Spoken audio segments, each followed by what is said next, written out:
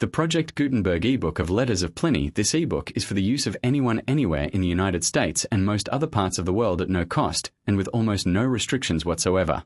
You may copy it, give it away, or reuse it under the terms of the Project Gutenberg license included with this ebook or online at www.gutenberg.org. If you are not located in the United States, you will have to check the laws of the country where you are located before using this ebook. Title: Letters of Pliny. Author: The Younger Pliny. Editor: FCT Bosanquet. Translator: William Melmoth. Release date: September 1st, 2001. Ebook number 2811.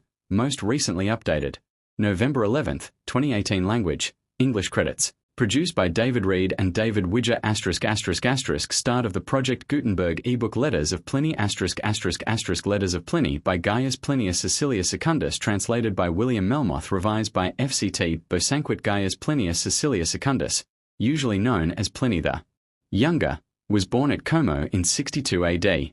He was only 8 years old when his father Cecilius died, and he was adopted by his uncle, the elder Pliny, author of the Natural History. He was carefully educated, studying rhetoric under Quintilian and other famous teachers, and he became the most eloquent pleader of his time. In this and in much else he imitated Cicero, who had by this time come to be the recognized master of Latin style. While still young, he served as military tribune in Syria, but he does not seem to have taken zealously to a soldier's life. On his return, he entered politics under the Emperor Domitian, and in the year 100 AD, was appointed consul by Trajan and admitted to confidential intercourse with that emperor. Later, while he was governor of Bithynia, he was in the habit of submitting every point of policy to his master, and the correspondence between Trajan and him, which forms the last part of the present selection, is of a high degree of interest, both on account of the subjects discussed and for the light thrown on the characters of the two men. He is supposed to have died about 113 AD. Pliny's speeches are now lost, with the exception of one, a panegyric on Trajan delivered in thanksgiving for the consulate. This, though diffuse and somewhat too complimentary for modern taste, became a model for this kind of composition. The others were mostly of two classes, forensic and political, many of the latter being, like Cicero's speech against Verres, impeachments of provincial governors for cruelty and extortion toward their subjects.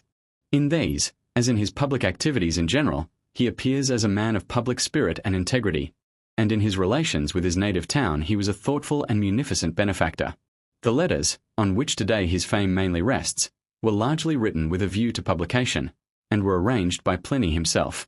They thus lack the spontaneity of Cicero's impulsive utterances, but to most modern readers who are not special students of Roman history, they are even more interesting. They deal with a great variety of subjects: the description of a Roman villa, the charms of country life, the reluctance of people to attend authors' readings and to listen when they were present, a dinner party, legacy hunting in ancient Rome, the acquisition of a piece of statuary, his love for his young wife, ghost stories, floating islands, a tame dolphin, and other marvels. But by far the best known are those describing the great eruption of Vesuvius in which his uncle perished, a martyr to scientific curiosity, and the letter to Trajan on his attempts to suppress Christianity in Bithynia, with Trajan's reply approving his policy. Taken altogether, these letters give an absorbingly vivid picture of the days of the early empire, and of the interests of a cultivated Roman gentleman of wealth. I have selected them accordingly, not, indeed, in their proper order of time, for I was not compiling a history, but just as each came to hand. And now I have only to wish that you may have no reason to repent of your advice, nor I of my compliance. In that case, I may probably inquire after the rest, which at present be neglected, and preserve those I shall hereafter write. Farewell. 2. To Arianus I foresee your journey in my direction is likely to be delayed, and therefore send you the speech which I promised in my former, requesting you, as usual, to revise and correct it. I desire this the more earnestly as I never, I think, wrote with the same empressement in any of my former speeches, for I have endeavoured to imitate your old favourite Demosthenes and Calvus, who has lately become mine, at least in the rhetorical forms of the speech, for to catch their sublime spirit, is given, alone, to the inspired few. My subject, indeed, seemed naturally to lend itself to this, may I venture to call it, emulation, consisting, as it did, almost entirely in a vehement style of address, even to a degree sufficient to have awakened me, if only I am capable of being awakened, out of that indolence in which I have long reposed. I have not, however, altogether neglected the flowers of rhetoric of my favourite Mark Tully, wherever I could with propriety step out of my direct road, to enjoy a more flowery path, for it was energy, not austerity, at which I aimed. I would not have you imagine by this that I am bespeaking your indulgence. On the contrary, to make your correcting pen more vigorous, I will confess that neither my friends nor myself are averse from the publication of this piece, if only you should join in the approval of what is perhaps my folly. The truth is, as I must publish something, I wish it might be this performance rather than any other, because it is already finished. You hear the wish of laziness. At all events, however, something I must publish, and for many reasons, chiefly because of the tracts which I have already sent into the world, though they have long since lost all their recommendation from novelty, are still, I am told, in request, if, after all, the booksellers are not tickling my ears. And let them, since, by that innocent deceit, I am encouraged to pursue my studies. Farewell. 3. To Viconius Romanus did you ever meet with a more abject and mean-spirited creature than Marcus Regulus since the death of Domitian, during whose reign his conduct was no less infamous, though more concealed, than under Nero's? He began to be afraid I was angry with him, and his apprehensions were perfectly correct. I was angry. He had not only done his best to increase the peril of the position in which Rusticus Arulenus, 1, stood, but had exulted in his death, insomuch that he actually recited and published a libel upon his memory, in which he styles him the Stoic's ape, adding, stigmated, 2, with the Vitellian scar. 3. You recognize Regulus' eloquent strain. 4, 5, 6. He fell with such fury upon the character of Herennius Senecio that Metius Carus said to him, one day, what business have you with my dead? Did I ever interfere in the affair of Crassus or Camerinus? Victims, you know, to Regulus, in Nero's time. For these reasons he imagined I was highly exasperated, and so at the recitation of his last piece, I got no invitation. Besides, he had not forgotten, it seems, with what deadly purpose he had once attacked me in the court of the 100. Rusticus had desired me to act as counsel for Arianilla, Titnan's wife. Regulus was engaged against me. In one part of the case I was strongly insisting upon a particular judgment given by Metius Modestus, an excellent man, at that time in banishment by Domitian's order. Now then for Regulus. Pray, says he, what is your opinion of Modestus? You see what a risk I should have run had I answered that I had a high opinion of him. How I should have disgraced myself on the other hand if I had replied that I had a bad opinion of him.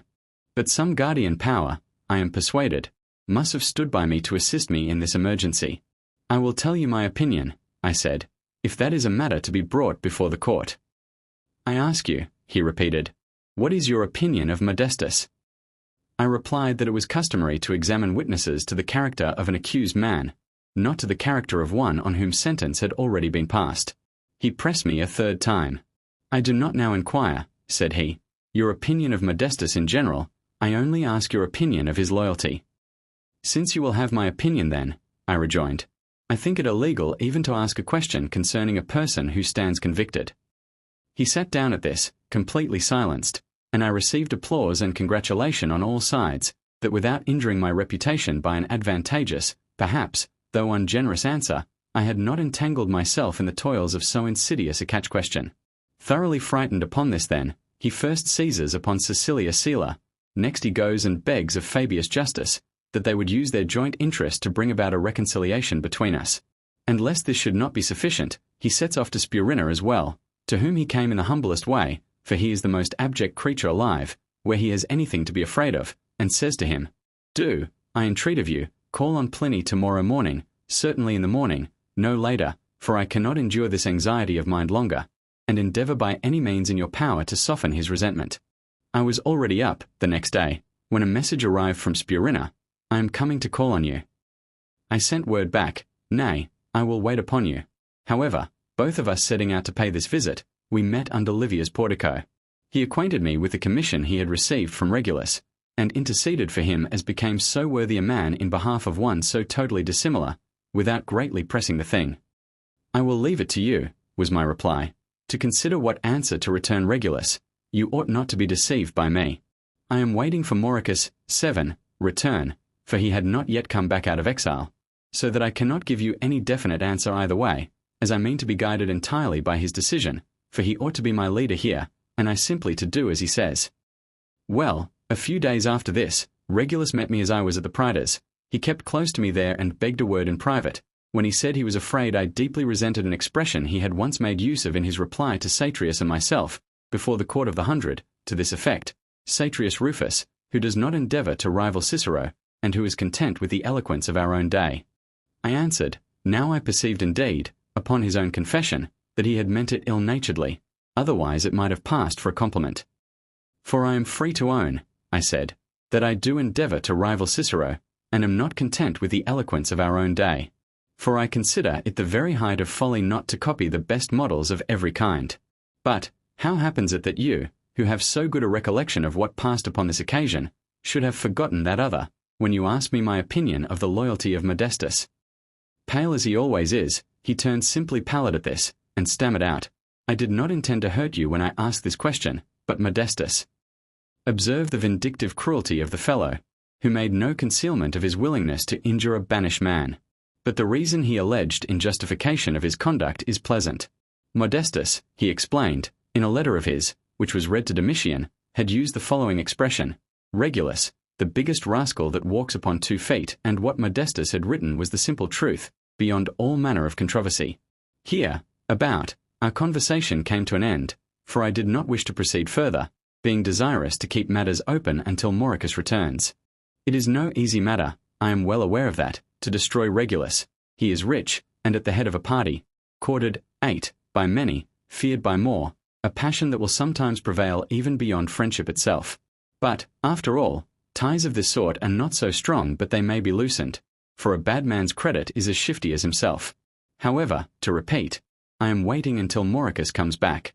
He is a man of sound judgment and great sagacity formed upon long experience, and who, from his observations of the past, well knows how to judge of the future.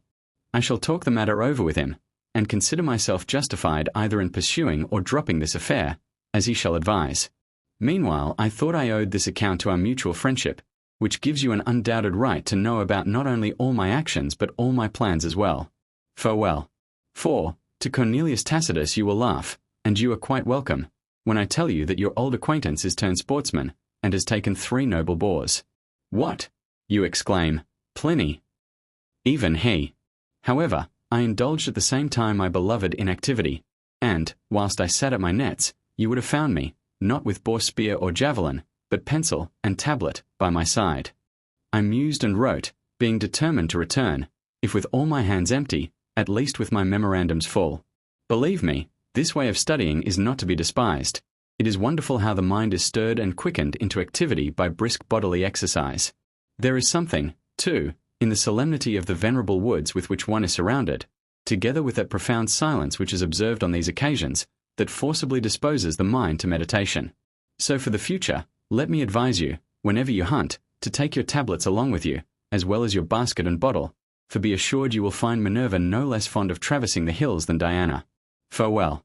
V. To Pompeius Saturninus nothing could be more seasonable than the letter which I received from you, in which you so earnestly beg me to send you some of my literary efforts, the very thing I was intending to do. So you have only put spurs into a willing horse and at once saved yourself the excuse of refusing the trouble, and me the awkwardness of asking the favour. Without hesitation, then I avail myself of your offer, as you must now take the consequence of it without reluctance. But you are not to expect anything new from a lazy fellow, for I am going to ask you to revise again the speech I made to my fellow townsmen when I dedicated the public library to their use. You have already, I remember, obliged me with some annotations upon this piece, but only in a general way, and so I now beg of you not only to take a general view of the whole speech, but, as you usually do, to go over it in detail. When you have corrected it, I shall still be at liberty to publish or suppress it, and the delay in the meantime will be attended with one of these alternatives, for, while we are deliberating whether it is fit for publishing, a frequent revision will either make it so, or convince me that it is not. Though indeed my principal difficulty respecting the publication of this harangue arises not so much from the composition as out of the subject itself, which has something in it, I am afraid, that will look too like ostentation and self-conceit. For, be the style ever so plain and unassuming, yet, as the occasion necessarily led me to speak not only of the munificence of my ancestors, but of my own as well, my modesty will be seriously embarrassed. A dangerous and slippery situation this, even when one is led into it by plea of necessity. For, if mankind are not very favourable to panegyric, even when bestowed upon others, how much more difficult is it to reconcile them to it when it is a tribute which we pay to ourselves or to our ancestors? Virtue, by herself, is generally the object of envy, but particularly so when glory and distinction attend her. and the world is never so little disposed to detract from the rectitude of your conduct as when it passes unobserved and unapplauded. For these reasons, I frequently ask myself whether I compose this harangue, such as it is, merely from a personal consideration, or with a view to the public as well, and I am sensible that what may be exceedingly useful and proper in the prosecution of any affair may lose all its grace and fitness the moment the business is completed. For instance, in the case before us, what could be more to my purpose than to explain at large the motives of my intended bounty? For, first, it engaged my mind in good and ennobling thoughts. Next, it enabled me, by frequent dwelling upon them, to receive a perfect impression of their loveliness, while it guarded at the same time against that repentance which is sure to follow on an impulsive act of generosity. There arose also a further advantage from this method, as it fixed in me a certain habitual contempt of money. For, while mankind seemed to be universally governed by an innate passion to accumulate wealth, the cultivation of a more generous affection in my own breast taught me to emancipate myself from the slavery of so predominant a principle, and I thought that my honest intentions would be the more meritorious as they should appear to proceed, not from sudden impulse, but from the dictates of cool and deliberate reflection. I considered, besides, that I was not engaging myself to exhibit public games or gladiatorial combats, but to establish an annual fund for the support and education of young men of good families but scanty means. The pleasures of the senses are so far from wanting the oratorical arts to recommend them that we stand in need of all the powers of eloquence to moderate and restrain rather than stir up their influence. But the work of getting anybody to cheerfully undertake the monotony and drudgery of education must be effected not by pain merely, but by a skillfully worked-up appeal to the emotions as well. If physicians find it expedient to use the most insinuating address in recommending to their patients a wholesome though, perhaps, unpleasant regimen, how much more occasion had he to exert all the powers of persuasion who, out of regard to the public welfare, was endeavouring to reconcile it to a most useful though not equally popular benefaction?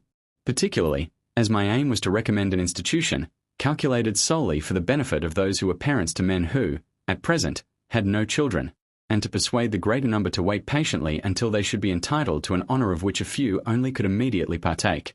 But as at that time, when I attempted to explain and enforce the general design and benefit of my institution, I considered more the general good of my countrymen, than any reputation which might result to myself, so I am apprehensive lest, if I publish that piece, it may perhaps look as if I had a view rather to my own personal credit than the benefit of others. Besides, I am very sensible how much nobler it is to place the reward of virtue in the silent approbation of one's own breast than in the applause of the world. Glory ought to be the consequence, not the motive, of our actions, and although it happen not to attend the worthy deed, yet it is by no means the less fair for having missed the applause it deserved. But the world is apt to suspect that those who celebrate their own beneficent acts perform them for no other motive than to have the pleasure of extolling them. Thus, the splendour of an action which would have been deemed illustrious if related by another is totally extinguished when it becomes the subject of one's own applause. Such is the disposition of mankind. If they cannot blast the action, they will censure its display, and whether you do what does not deserve particular notice, or set forth yourself what does, either way you incur reproach. In my own case there is a peculiar circumstance that weighs much with me. This speech was delivered not before the people, but the Decuriae winking sad smiley 9, not in the forum, but the Senate. I am afraid therefore it will look inconsistent that I, who, when I delivered it, seemed to avoid popular applause, should now, by publishing this performance, appear to court it, that I, who was so scrupulous as not to admit even these persons to be present when I delivered this speech, who were interested in my benefaction, lest it might be suspected I was actuated in this affair by any ambitious views, should now seem to solicit admiration, by forwardly displaying it to such as have no other concern in my munificence than the benefit of example. These are the scruples which have occasioned my delay in giving this piece to the public, but I submit them entirely to your judgment, which I shall ever esteem as a sufficient sanction of my conduct. Farewell. 6. To Atrius Clemens I if ever polite literature flourished at Rome, it certainly flourishes now, and I could give you many eminent instances. I will content myself, however, with naming only Euphrates, 10, the philosopher. I first became acquainted with this excellent person in my youth, when I served in the army in Syria. I had an opportunity of conversing with him familiarly, and took some pains to gain his affection, though that, indeed, was not very difficult, for he is easy of access, unreserved, and actuated by those social principles he professes to teach.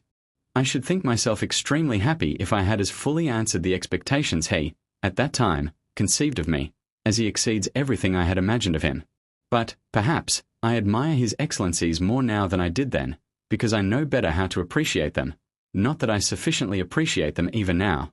For as none but those who are skilled in painting, statuary, or the plastic art, can form a right judgment of any performance in those respective modes of representation, so a man must, himself, have made great advances in philosophy before he is capable of forming a just opinion of a philosopher.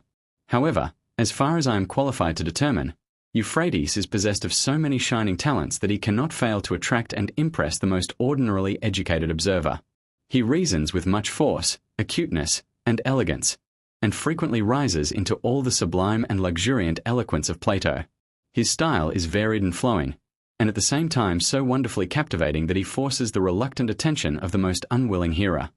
For the rest, a fine stature, a comely aspect, long hair, and a large silver beard, circumstances which, though they may probably be thought trifling and accidental, contribute, however, to gain him much reverence.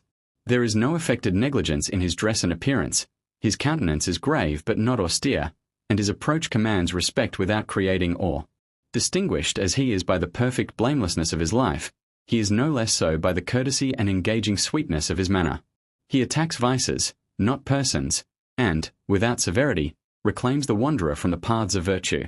You follow his exhortations with rapt attention, hanging, as it were, upon his lips, and even after the heart is convinced, the ear still wishes to listen to the harmonious reasoner. His family consists of 3 children, 2 of which are sons, whom he educates with the utmost care. His father-in-law, Pompeius Julianus, as he greatly distinguished himself in every other part of his life, so particularly in this, that though he was himself of the highest rank in his province, yet, among many considerable matches, he preferred Euphrates for his son-in-law, as first in merit, though not in dignity. But why do I dwell any longer upon the virtues of a man whose conversation I am so unfortunate as not to have time sufficiently to enjoy? Is it to increase my regret and vexation that I cannot enjoy it? My time is wholly taken up in the execution of a very honourable, indeed, but equally troublesome, employment, in hearing cases, signing petitions, making up accounts, and writing a vast amount of the most illiterate literature. I sometimes complain to Euphrates, for I have leisure at least to complain, of these unpleasing occupations. He endeavours to console me, by affirming that, to be engaged in the public service, to hear and determine cases, to explain the laws, and administer justice, is a part, and the noblest part, too, of philosophy, as it is reducing to practice what her professors teach in speculation. But even his rhetoric will never be able to convince me that it is better to be at this sort of work than to spend whole days in attending his lectures and learning his precepts. I cannot therefore but strongly recommend it to you, who have the time for it, when next you come to town, and you will come, I dare say, so much the sooner for this, to take the benefit of his elegant and refined instructions. For I do not, as many do, envy others the happiness I cannot share with them myself. On the contrary, it is a very sensible pleasure to me when I find my friends in possession of an enjoyment from which I have the misfortune to be excluded. Farewell. 7. To Fabius Justus it is a long time since I have had a letter from you. There is nothing to write about. You say, well then write and let me know just this, that there is nothing to write about, or tell me in the good old style, if you are well that's right, I am quite well. This will do for me, for it implies everything. You think I am joking? Let me assure you I am in sober earnest. Do let me know how you are, for I cannot remain ignorant any longer without growing exceedingly anxious about you. Farewell. 8. To Calestrius Tyro I have suffered the heaviest loss, if that word be sufficiently strong to express the misfortune which has deprived me of so excellent a man. Corellius Rufus is dead, and dead, too, by his own act, a circumstance of great aggravation to my affliction, as that sort of death which we cannot impute either to the course of nature, or the hand of Providence, is, of all others, the most to be lamented. It affords some consolation in the loss of those friends whom disease snatches from us that they fall by the general destiny of mankind, but those who destroy themselves leave us under the inconsolable reflection that they had it in their power to have lived longer. It is true, Corellius had many inducements to be fond of life, a blameless conscience, high reputation, and great dignity of character, besides a daughter, a wife, a grandson, and sisters, and, amidst these numerous pledges of happiness, faithful friends. Still, it must be owned he had the highest motive, which to a wise man will always have the force of destiny, urging him to this resolution. He had long been tortured by so tedious and painful a complaint that even these inducements to living on, considerable as they are, were overbalanced by the reasons on the other side. In his 33rd year, as I have frequently heard him say, he was seized with the gout in his feet. This was hereditary, for diseases, as well as possessions, are sometimes handed down by a sort of inheritance. A life of sobriety and continence had enabled him to conquer and keep down the disease while he was still young. Latterly, as it grew upon him with advancing years, he had to manfully bear it, suffering meanwhile the most incredible and undeserved agonies, for the gout was now not only in his feet, but had spread itself over his whole body. I remember, in Domitian's reign, paying him a visit at his villa, near Rome. As soon as I entered his chamber, his servants went out, for it was his rule never to allow them to be in the room when any intimate friend was with him. Nay, even his own wife, though she could have kept any secret, used to go too.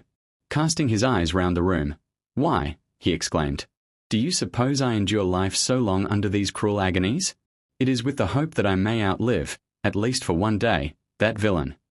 Had his bodily strength been equal to his resolution, he would have carried his desire into practical effect. God heard and answered his prayer, and when he felt that he should now die a free, UN-enslaved, Roman, he broke through those other great, but now less forcible, attachments to the world. His malady increased, and, as it now grew too violent to admit of any relief from temperance, he resolutely determined to put an end to its uninterrupted attacks by an effort of heroism. He had refused all sustenance during 4 days when his wife Hispula sent our common friend Geminius to me, with the melancholy news that Corellius was resolved to die, and that neither her own entreaties nor her daughter's could move him from his purpose. I was the only person left who could reconcile him to life. I ran to his house with the utmost precipitation. As I approached it, I met a second messenger from Hispula, Julius Atticus, who informed me there was nothing to be hoped for now, even from me, as he seemed more hardened than ever in his purpose. He had said, indeed to his physician, who pressed him to take some nourishment, "'Tis resolved," an expression which, as it raised my admiration of the greatness of his soul, so it does my grief for the loss of him.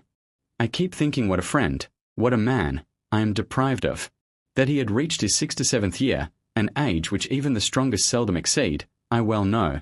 That he is released from a life of continual pain, that he has left his dearest friends behind him, and, what was dearer to him than all these, the state in a prosperous condition, all this I know. Still I cannot forbear to lament him, as if he had been in the prime and vigour of his days, and I lament him, shall I own my weakness? On my account. And, to confess to you as I did to Calvisius, in the first transport of my grief, I sadly fear, now that I am no longer under his eye, I shall not keep so strict a guard over my conduct. Speak comfort to me then, not that he was old, he was infirm, all this I know, but by supplying me with some reflections that are new and resistless, which I have never heard, never read, anywhere else. For all that I have heard, and all that I have read, occur to me of themselves, but all these are by far too weak to support me under so severe an affliction. Farewell. 9. To Socius Senecio this year has produced a plentiful crop of poets. During the whole month of April scarcely a day has passed on which we have not been entertained with a recital of some poem. It is a pleasure to me to find that a taste for polite literature still exists, and that men of genius do come forward and make themselves known, notwithstanding the lazy attendance they got for their pains. The greater part of the audience sit in the lounging places, gossip away their time there, and are perpetually sending to inquire whether the author has made his entrance yet, whether he has got through the preface, or whether he has almost finished the piece. Then at length they saunter in with an air of the greatest indifference, nor do they condescend to stay through the recital, but go out before it is over, some slyly and stealthily, others again with perfect freedom and unconcern. And yet our fathers can remember how Claudius Caesar walking one day in the palace, and hearing a great shouting, inquired the cause, and being informed that Nonianus, 11, was reciting a composition of his, went immediately to the place, and agreeably surprised the author with his presence. But now, were one to bespeak the attendance of the idlest man living, and remind him of the appointment ever so often, or ever so long beforehand, either he would not come at all, or if he did would grumble about having lost a day, for no other reason but because he had not lost it. So much the more do those authors deserve our encouragement and applause who have resolution to persevere in their studies, and to read out their compositions in spite of this apathy or arrogance on the part of their audience. Myself indeed, I scarcely ever miss being present upon any occasion, though, to tell the truth, the authors have generally been friends of mine, as indeed there are few men of literary tastes who are not. It is this which has kept me in town longer than I had intended. I am now, however, at liberty to go back into the country, and write something myself, which I do not intend reciting, lest I should seem rather to have lent than given my attendance to these recitations of my friends, for in these, as in all other good offices, the obligation ceases the moment you seem to expect a return. Farewell. X. To Junsus Mauricus you desire me to look out a proper husband for your niece. It is with justice you enjoin me that office. You know the high esteem and affection I bore that great man her father, and with what noble instructions he nurtured my youth, and taught me to deserve those praises he was pleased to bestow upon me. You could not give me, then, a more important, or more agreeable, commission, nor could I be employed in an office of higher honour, than that of choosing a young man worthy of being father of the grandchildren of Rusticus Arulenus, a choice I should be long in determining, were I not acquainted with Minucius Aemilianus, who seems formed for our purpose. He loves me with all that warmth of affection which is usual between young men of equal years, as indeed I have the advance of him but by a very few, and reveres me at the same time, with all the deference due to age, and, in a word, he is no less desirous to model himself by my instructions than I was by those of yourself and your brother. He is a native of Brixia, one of those provinces in Italy which still retain much of the old modesty, frugal simplicity, and even rusticity, of manner. He is the son of Minucius Macrinus, whose humble desires were satisfied with standing at the head of the equestrian order, for though he was nominated by Vespasian in the number of those whom that prince dignified with the praetorian office, yet, with an inflexible greatness of mind, he resolutely preferred an honourable repose, to the ambitious, shall I call them, or exalted, pursuits, in which we public men are engaged. His grandmother, on the mother's side, is Serrana Procula, of Patavium Sadsmiley 12. You are no stranger to the character of its citizens, yet Serrana is looked upon, even among these correct people, as an exemplary instance of strict virtue. Acilius, his uncle, is a man of almost exceptional gravity, wisdom, and integrity. In short, you will find nothing throughout his family unworthy of yours. Minucius himself has plenty of vivacity, as well as application, together with a most amiable and becoming modesty.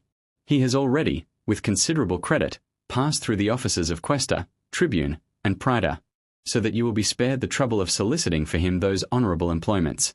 He has a fine, well-bred countenance, with a ruddy, healthy complexion, while his whole person is elegant and comely and his mien graceful and senatorian.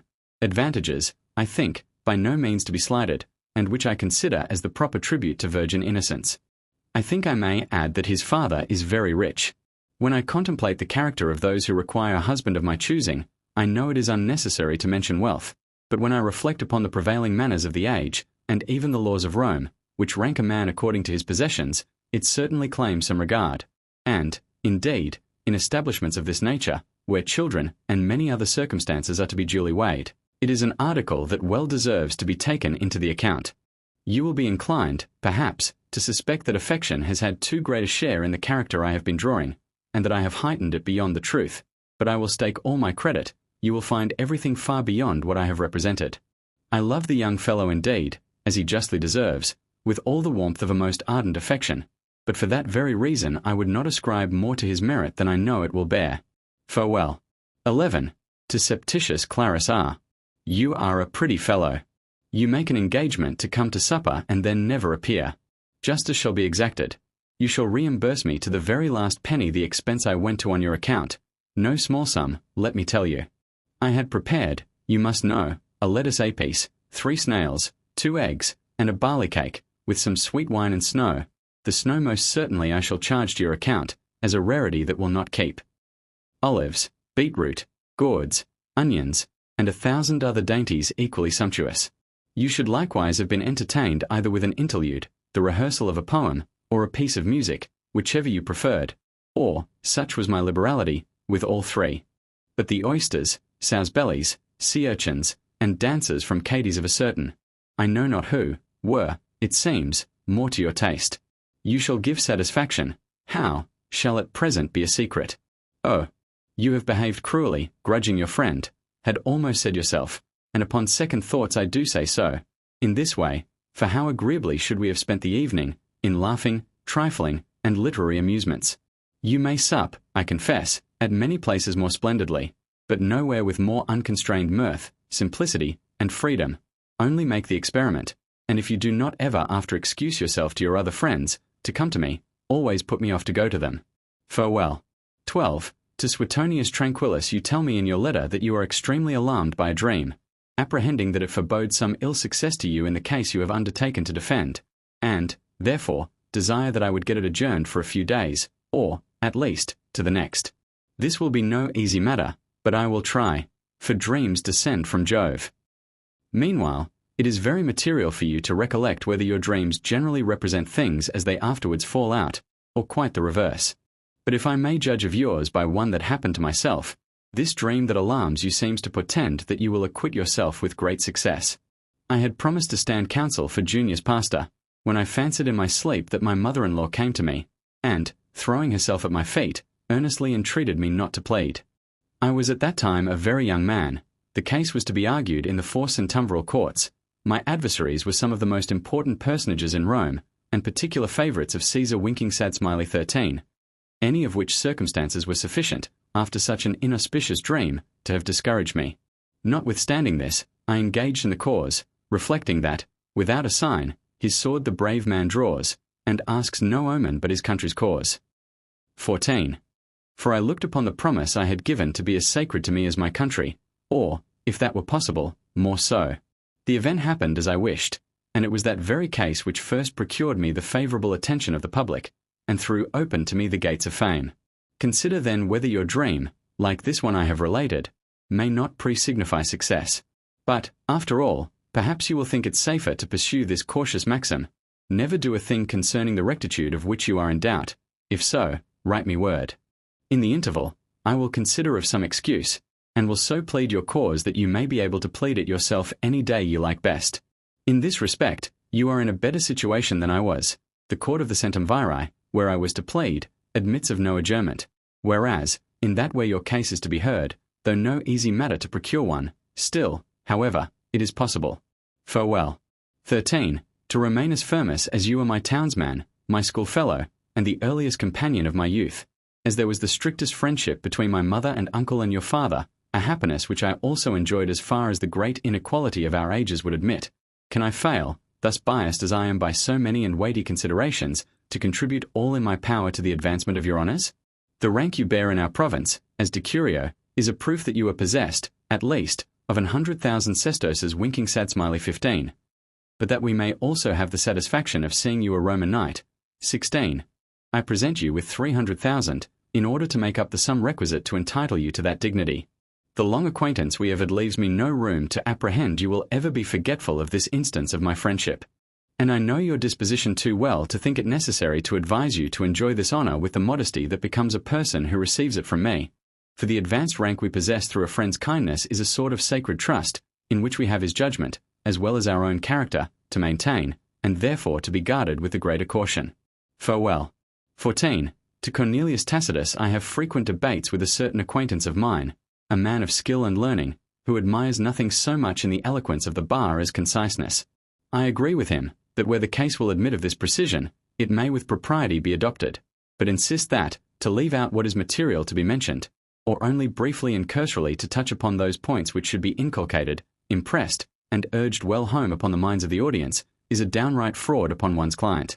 In many cases, to deal with the subject at greater length adds strength and weight to our ideas, which frequently produce their impression upon the mind, as iron does upon solid bodies, rather by repeated strokes than a single blow. In answer to this, he usually has recourse to authorities, and produces Lysias, 17, amongst the Grecians, together with Cato and the 2 Gracchi, among our own countrymen, many of whose speeches certainly are brief and curtailed.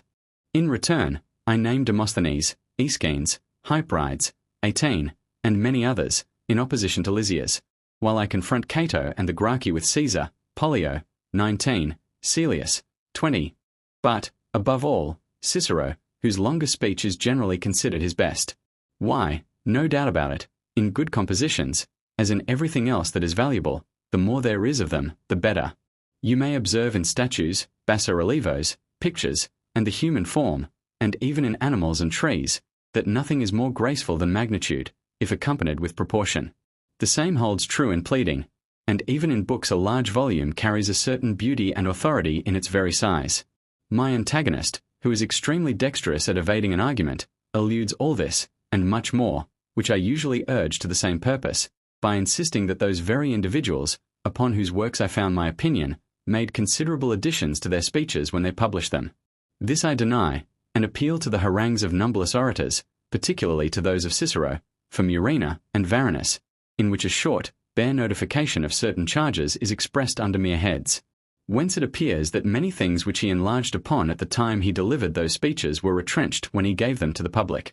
The same excellent orator informs us that, agreeably to the ancient custom, which allowed only of one counsel on a side, Cluentius had no other advocate than himself, and he tells us further that he employed 4 whole days in defence of Cornelius, by which it plainly appears that those speeches which, when delivered at their full length, had necessarily taken up so much time at the bar were considerably cut down and pruned when he afterwards compressed them into a single volume, though, I must confess, indeed, a large one. But good pleading, it is objected, is one thing, just composition another. This objection, I am aware, has had some favourers. Nevertheless, I am persuaded, though I may, perhaps, be mistaken, that, as it is possible you may have a good pleading which is not a good speech, so a good speech cannot be a bad pleading. For the speech on paper is the model and, as it were, the archetype of the speech that was delivered. It is for this reason we find, in many of the best speeches extant, numberless extemporaneous turns of expression, and even in those which we are sure were never spoken, as, for instance, in the following passage from the speech against Verres, a certain mechanic, what's his name? Oh, thank you for helping me to it. Yes, I mean Polyclitus. It follows, then, that the nearer approach a speaker makes to the rules of just composition, the more perfect will he be in his art, always supposing, however, that he has his due share of time allowed him. For, if he be limited of that article, no blame can justly be fixed upon the advocate, though much certainly upon the judge. The sense of the laws, I am sure, is on my side, which are by no means sparing of the orator's time. It is not conciseness, but fullness, a complete representation of every material circumstance, which they recommend. Now conciseness cannot effect this, unless in the most insignificant cases. Let me add what experience, that unerring guide, has taught me. It has frequently been my province to act both as an advocate and a judge, and I have often also attended as an assessor. 21. Upon those occasions, I have ever found the judgments of mankind are to be influenced by different modes of application, and that the slightest circumstances frequently produce the most important consequences. The dispositions and understandings of men vary to such an extent that they seldom agree in their opinions concerning any one point in debate before them, or, if they do, it is generally from different motives. Besides, as every man is naturally partial to his own discoveries, when he hears an argument urged which had previously occurred to himself, he will be sure to embrace it as extremely convincing. The orator, therefore, should so adapt himself to his audience as to throw out something which every one of them, in turn, may receive and approve as agreeable to his own particular views. I recollect, once when Regulus and I were engaged on the same side, his remarking to me, "You seem to think it necessary to go into every single circumstance, whereas I always take aim at once at my adversary's throat, and there oppress him closely." 'Tis true, he keeps a tight hold of whatever part he has once fixed upon, but the misfortune is, he is extremely apt to fix upon the wrong place. I replied, it might possibly happen that what he called the throat was, in reality, the knee or the ankle. As for myself, said I, who do not pretend to direct my aim with so much precision, I test every part, I probe every opening. In short, to use a vulgar proverb, I leave no stone unturned. And as in agriculture, it is not my vineyards or my woods only, but my fields as well, that I look after and cultivate, and, to carry on the metaphor, as I do not content myself with sowing those fields simply with corn or white wheat, but sprinkle in barley, pulse, and the other kinds of grain, so, in my pleadings at the bar, I scatter broadcast various arguments like so many kinds of seed, in order to reap whatever may happen to come up. For the disposition of your judges is as hard to fathom as uncertain, and as little to be relied on as that of soils and seasons. The comic writer Eupolis, 22, I remember, mentions it in praise of that excellent orator Pericles, that on his lips persuasion hung, and powerful reason ruled his tongue. Thus he alone could boast the art to charm at once, and pierce the heart. 23. But could Pericles, without the richest variety of expression, and merely by the force of the concise or the rapid style, or both, for they are very different, have thus charmed and pierced the heart? To delight and to persuade requires time and great command of language, and to leave a sting in the minds of the audience is an effect not to be expected from an orator who merely pinks, but from him, and him only, who thrusts in. Another comic poet, 24, speaking of the same orator, says, "His mighty words like Jove's own thunder roll, Greece hears, and trembles to her inmost soul." But it is not the close and reserved, it is the copious, the majestic, and the sublime orator, who thunders, who lightens, who, in short, bears all before him in a confused whirl. There is, undeniably, a just mean in everything, but he equally misses the mark who falls short of it, as he who goes beyond it, he who is too limited as he who is too unrestrained. Hence it is as common a thing to hear our orators condemned for being too jejune and feeble as too excessive and redundant. One is said to have exceeded the bounds of his subject, the other not to have reached them. Both, no doubt, are equally in fault, with this difference, however, that in the one the fault arises from an abundance, in the other, from a deficiency, an error, in the former case, which, if it be not the sign of a more correct, is certainly of a more fertile genius. When I say this, I would not be understood to approve that everlasting talker, 25, mentioned in Homer, but that other described in the following lines, frequent and soft, as falls the winter snow, thus from his lips the copious periods flow. Not but that I extremely admire him, 26, 2, of whom the poet says, few were his words, but wonderfully strong. Yet, if the choice were given me, I should give the preference to that style resembling winter snow, that is, to the full, uninterrupted, and diffusive. In short, to that pomp of eloquence which seems all heavenly and divine. But, it is replied, the harangue of a more moderate length is most generally admired. It is, but only by indolent people, and to fix the standard by their laziness and false delicacy would be simply ridiculous. Were you to consult persons of this cast, they would tell you, not only that it is best to say little, but that it is best to say nothing at all.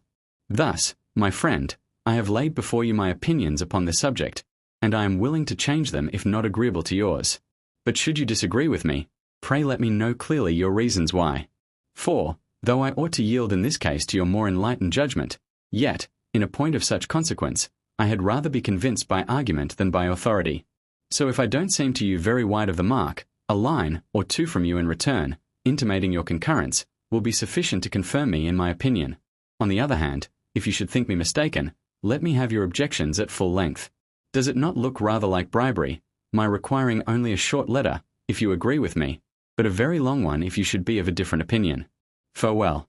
15. To Paternus, as I rely very much upon the soundness of your judgment, so I do upon the goodness of your eyes, not because I think your discernment very great, for I don't want to make you conceited, but because I think it as good as mine, which, it must be confessed, is saying a great deal.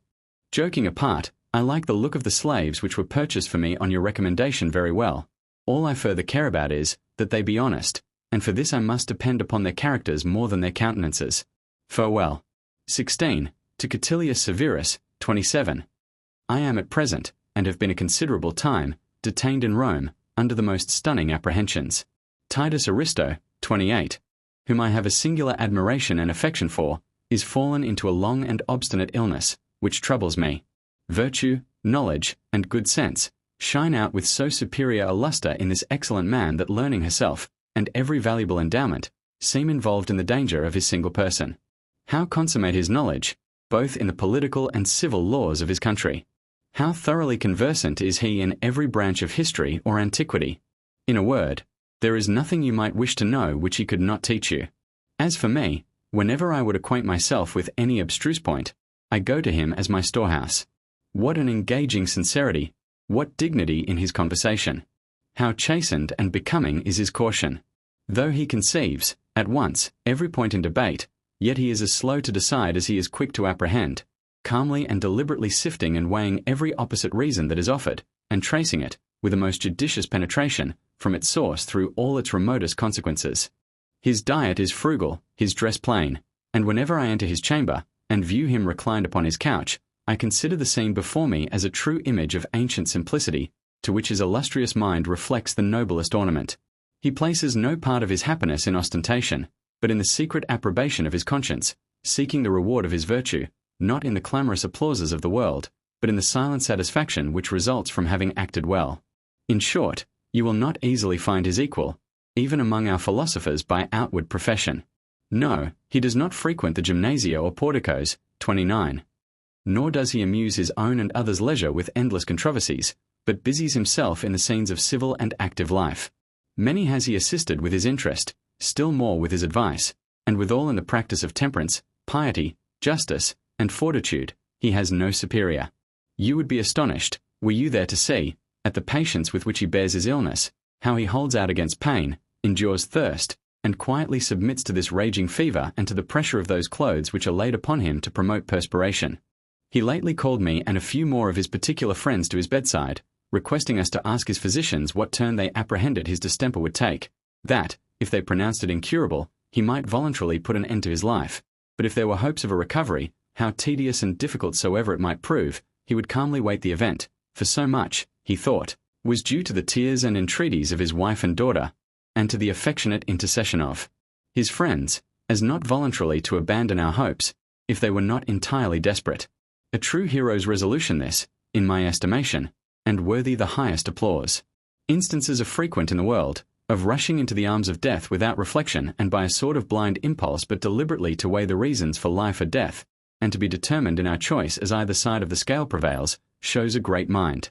We have had the satisfaction to receive the opinion of his physicians in his favour. May heaven favour their promises and relieve me at length from this painful anxiety. Once easy in my mind, I shall go back to my favourite Laurentum, or, in other words, to my books, my papers, and studious leisure. Just now, so much of my time and thoughts are taken up in attendance upon my friend, and anxiety for him, that I have neither leisure nor inclination for any reading or writing whatever. Thus you have my fears, my wishes, and my after-plans. Write me in return, but in a gayer strain, an account not only of what you are and have been doing, but of what you intend doing too. It will be a very sensible consolation to me in this disturbance of mind, to be assured that yours is easy. Farewell. 17. To Viconius Romanus Rome has not for many years beheld a more magnificent and memorable spectacle than was lately exhibited in the public funeral of that great, illustrious, and no less fortunate man, Virginius Rufus. He lived 30 years after he had reached the zenith of his fame. He read poems composed in his honour, he read histories of his achievements, and was himself witness of his fame among posterity. He was thrice raised to the dignity of consul, that he might at least be the highest of subjects, who, 30, had refused to be the first of princes. As he escaped the resentment of those emperors to whom his virtues had given umbrage and even rendered him odious, and ended his days when this best of princes, this friend of mankind, 31, was in quiet possession of the empire, it seems as if Providence had purposely preserved him to these times, that he might receive the honour of a public funeral. He reached his 84th year, in full tranquillity and universally revered, having enjoyed strong health during his lifetime, with the exception of a trembling in his hands, which, however, gave him no pain. His last illness, indeed, was severe and tedious, but even that circumstance added to his reputation. As he was practising his voice with a view of returning his public acknowledgments to the emperor, who had promoted him to the consulship, a large volume he had taken into his hand, and which happened to be too heavy for so old a man to hold standing up, slid from his grasp. In hastily endeavouring to recover it, his foot slipped on the smooth pavement, and he fell down and broke his thigh bone, which being clumsily set, his age as well being against him, did not properly unite again. The funeral obsequies paid to the memory of this great man have done honour to the emperor, to the age, and to the bar. The consul Cornelius Tacitus, 32, pronounced his funeral oration, and thus his good fortune was crowned by the public applause of so eloquent an orator. He has departed from our midst, full of years, indeed, and of glory, as illustrious by the honours he refused as by those he accepted. Yet still we shall miss him and lament him, as the shining model of a past age. I, especially, shall feel his loss, for I not only admired him as a patriot, but loved him as a friend. We were of the same province, and of neighbouring towns, and our estates were also contiguous. Besides these accidental connections, he was left my guardian, and always treated me with a parent's affection. Whenever I offered myself as a candidate for any office in the state, he constantly supported me with his interest, and although he had long since given up all such services to friends, he would kindly leave his retirement and come to give me his vote in person. On the day on which the priests nominate those they consider most worthy of the sacred office, 33, he constantly proposed me. Even in his last illness, apprehending the possibility of the Senate's appointing him one of the 5 commissioners for reducing the public expenses, he fixed upon me, young as I am, to bear his excuses, in preference to so many other friends, elderly men too, and of consular rank, and said to me, "Had I a son of my own, I would entrust you with this matter." And so I cannot but lament his death, as though it were premature, and pour out my grief into your bosom. If indeed one has any right to grieve, or to call it death at all, which to such a man terminates his mortality, rather than ends his life. He lives, and will live on for ever, and his fame will extend and be more celebrated by posterity, now that he is gone from our sight. I had much else to write to you, but my mind is full of this. I keep thinking of Virginius. I see him before me. I am forever fondly yet vividly imagining that I hear him, am speaking to him, embrace him. There are men amongst us, his fellow citizens, perhaps, who may rival him in virtue, but not one that will ever approach him in glory. Farewell. 18. To Nepos the great fame of Isaeus had already preceded him here, but we find him even more wonderful than we had heard. He possesses the utmost readiness, copiousness, and abundance of language. He always speaks extempore, and his lectures are as finished as though he had spent a long time over their written composition. His style is Greek, or rather the genuine Attic. His exordiums are terse, elegant, attractive, and occasionally impressive and majestic. He suggests several subjects for discussion, allows his audience their choice, sometimes to even name which side he shall take, rises, arranges himself, and begins. At once he has everything almost equally at command. Recondite meanings of things are suggested to you, and words, what words they are, exquisitely chosen and polished. These extempore speeches of his show the wideness of his reading, and how much practice he has had in composition. His preface is to the point, his narrative lucid, his summing up forcible, his rhetorical ornament imposing. In a word, he teaches, entertains, and affects you, and you are at a loss to decide which of the three he does best. His reflections are frequent, his syllogisms also are frequent, condensed, and carefully finished, a result not easily attainable even with the pen. As for his memory, you would hardly believe what it is capable of. He repeats from a long way back what he has previously delivered extempore, without missing a single word. This marvelous faculty he has acquired by dint of great application and practice. For night and day he does nothing, hears nothing, says nothing else. He has passed his 60th year and is still only a rhetorician, and I know no class of men more single-hearted, more genuine, more excellent than this class. We who have to go through the rough work of the bar and of real disputes unavoidably contract a certain unprincipled adroitness. The school, the lecture room, the imaginary case, all this, on the other hand, is perfectly innocent and harmless, and equally enjoyable, especially to old people, for what can be happier at that time of life than to enjoy what we found pleasantest in our young days? I consider Isaeus, then, not only the most eloquent, but the happiest, of men, and if you are not longing to make his acquaintance, you must be made of stone and iron. So, if not upon my account, or for any other reason, come, for the sake of hearing this man, at least. Have you never read of a certain inhabitant of Cadiz who was so impressed with the name and fame of Livy that he came from the remotest corner of the earth on purpose to see him, and, his curiosity gratified, went straight home again? It is utter want of taste, shows simple ignorance, is almost an actual disgrace to a man, not to set any high value upon a proficiency in so pleasing, noble, refining a science. I have authors, you will reply, here in my own study, just as eloquent. True, but then those authors you can read at any time, while you cannot always get the opportunity of hearing eloquence. Besides, as the proverb says, the living voice is that which sways the soul. Yes, far more. For notwithstanding what one reads is more clearly understood than what one hears, yet the utterance, countenance, garb, eye, and the very gestures of the speaker, alike concur in fixing an impression upon the mind. That is, unless we disbelieve the truth of Aeschines' statement, who, after he had read to the Rhodians that celebrated speech of Demosthenes, upon their expressing their admiration of it, is said to have added, "Ah, what would you have said, could you have heard the wild beast himself?" And Aeschines, if we may take Demosthenes' word for it, was no mean elocutionist, yet he could not but confess that the speech would have sounded far finer from the lips of its author. I am saying all this with a view to persuading you to hear Isaeus, if even for the mere sake of being able to say you have heard him. Farewell. 19. To Avitus it would be a long story, and of no great importance, to tell you by what accident I found myself dining the other day with an individual with whom I am by no means intimate, and who, in his own opinion, does things in good style and economically as well, but according to mine, with meanness and extravagance combined.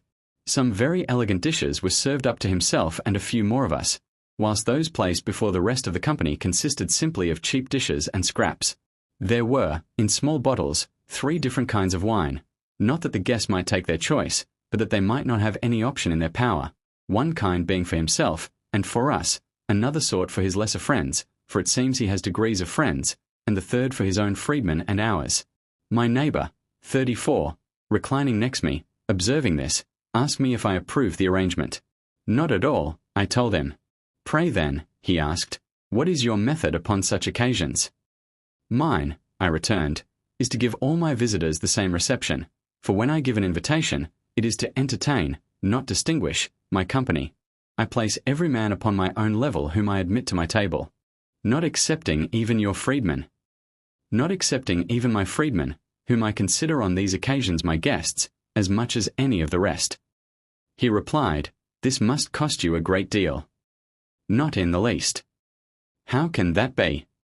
"Simply because, although my freedmen don't drink the same wine as myself, yet I drink the same as they do. And, no doubt about it, if a man is wise enough to moderate his appetite, he will not find it such a very expensive thing to share with all his visitors what he takes himself. Restrain it, keep it in, if you wish to be true economist. You will find temperance a far better way of saving than treating other people rudely can be. Why do I say all this? Why, for fear a young man of your high character and promise should be imposed upon by this immoderate luxury which prevails at some tables, under the specious notion of frugality. Whenever any folly of this sort falls under my eye, I shall, just because I care for you, point it out to you as an example you ought to shun. Remember, then, nothing is more to be avoided than this modern alliance of luxury with meanness, odious enough when existing separate and distinct, but still more hateful where you meet with them together. Farewell. XX. To Macrinus' Senate decreed yesterday, on the Emperor's motion, a triumphal statue to Vestricius Spurina, not as they would to many others, who never were in action, or saw a camp, or heard the sound of a trumpet, unless at a show, but as it would be decreed to those who have justly bought such a distinction with their blood, their exertions, and their deeds. Spurina forcibly restored the king of the Bructeri, 35, to his throne, and this by the noblest kind of victory, for he subdued that warlike people by the terror of the mere display of his preparation for the campaign. This is his reward as a hero, while, to console him for the loss of his son Cottius, who died during his absence upon that expedition, they also voted a statue to the youth, a very unusual honour for one so young, but the services of the father deserved that the pain of so severe a wound should be soothed by no common balm. Indeed, Cottius himself evinced such remarkable promise of the highest qualities that it is but fitting his short limited term of life should be extended, as it were, by this kind of immortality. He was so pure and blameless, so full of dignity, and commanded such respect, that he might have challenged in moral goodness much older men, with whom he now shares equal honours.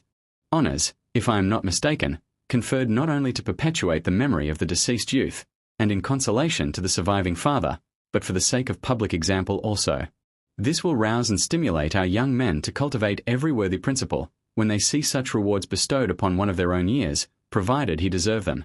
At the same time that men of quality will be encouraged to beget children and to have the joy and satisfaction of leaving a worthy race behind, if their children survive them, or of so glorious a consolation, should they survive their children. Looking at it in this light then, I am glad, upon public grounds, that a statue is decreed Cottius, and for my own sake too, just as much, for I love this most favoured, gifted, youth, as ardently as I now grievously miss him amongst us.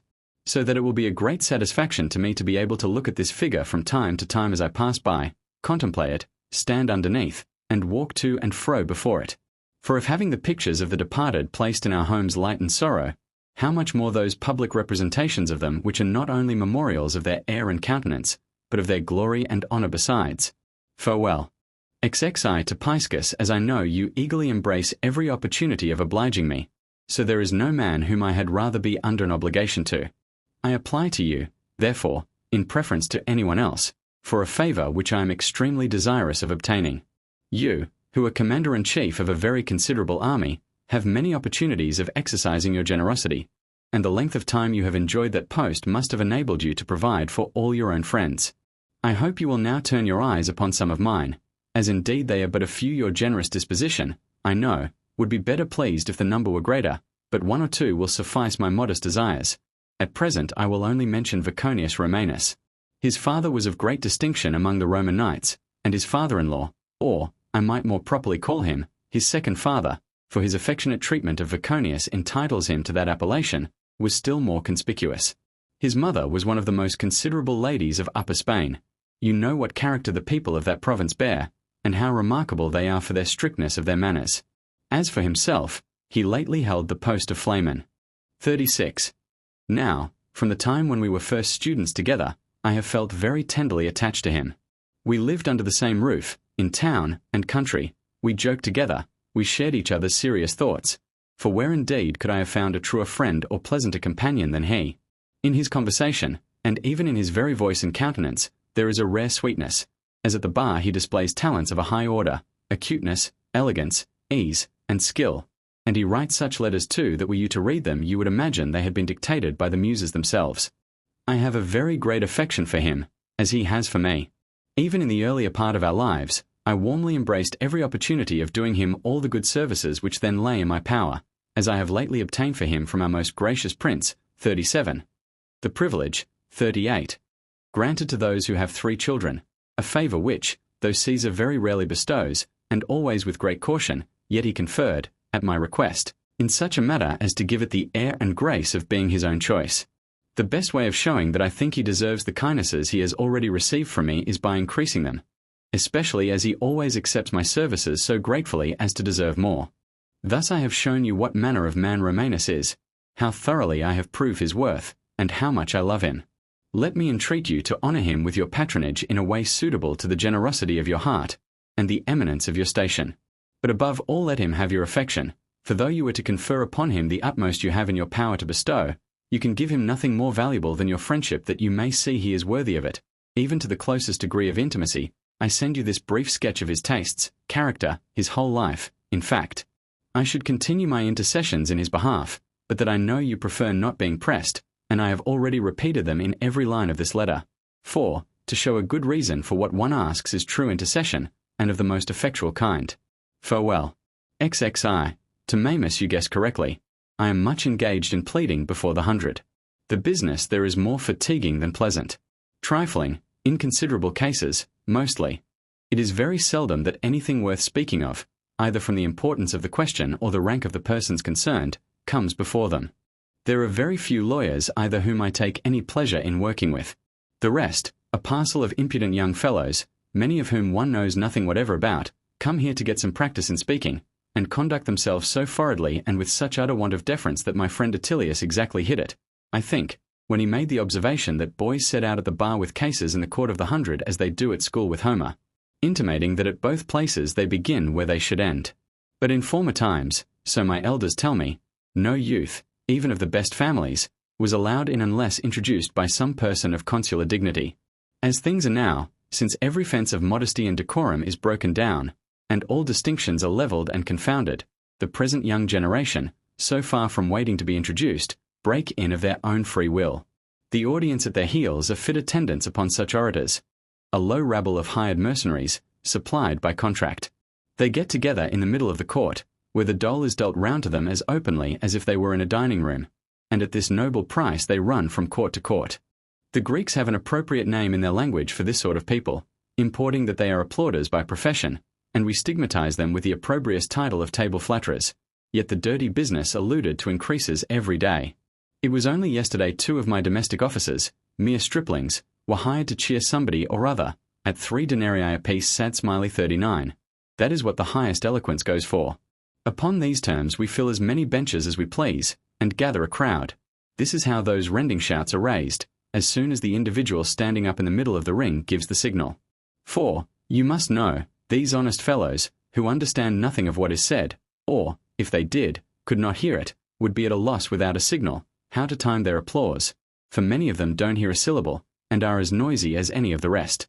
If, at any time, you should happen to be passing by when the court is sitting, and feel at all interested to know how any speaker is acquitting himself, you have no occasion to give yourself the trouble of getting up on the judge's platform, no need to listen.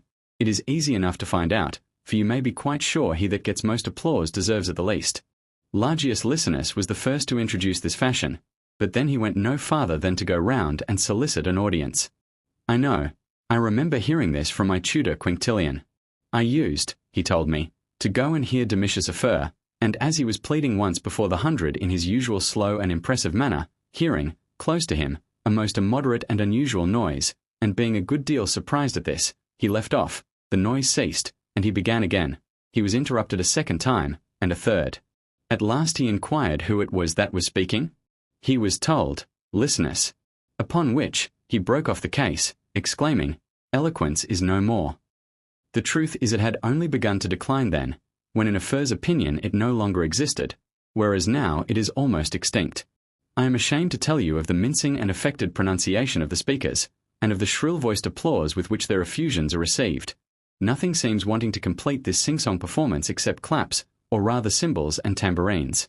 Howlings indeed, for I can call such applause, which would be indecent even in the theatre, by no other name, abound in plenty. Up to this time the interest of my friends and the consideration of my early time of life have kept me in this court, as I am afraid they might think I was doing it to shirk work rather than to avoid these indecencies, were I to leave it just yet. However, I go there less frequently than I did, and am thus effecting a gradual retreat. Farewell. 23. To Gallus you are surprised that I am so fond of my Laurentine, or, if you prefer the name, my Laurens, but you will cease to wonder when I acquaint you with the beauty of the villa, the advantages of its situation, and the extensive view of the sea-coast. It is only 17 miles from Rome, so that when I have finished my business in town, I can pass my evenings here after a good satisfactory day's work. There are 2 different roads to it. If you go by that of Laurentum, you must turn off at the 14th milestone, if by Astia, at the 11th. Both of them are sandy in places, which makes it a little heavier and longer by carriage, but short and easy on horseback. The landscape affords plenty of variety, the view in some places being closed in by woods, in others extending over broad meadows, where numerous flocks of sheep and herds of cattle, which the severity of the winter has driven from the mountains, fatten in the spring warmth, and on the rich pasturage. My villa is of a convenient size without being expensive to keep up. The courtyard in front is plain, but not mean, through which you enter porticos shaped into the form of the letter D, enclosing a small but cheerful area between. These make a capital retreat for bad weather, not only as they are shut in with windows, but particularly as they are sheltered by a projection of the roof. From the middle of these porticos you pass into a bright pleasant inner court, and out of that into a handsome hall running out towards the seashore, so that when there is a southwest breeze, it is gently washed with the waves, which spend themselves at its base. On every side of this hall there are either folding doors or windows equally large, by which means you have a view from the front and the 2 sides of 3 different seas, as it were. From the back you see the middle court, the portico, and the area, and from another point you look through the portico into the courtyard, and out upon the woods and distant mountains beyond.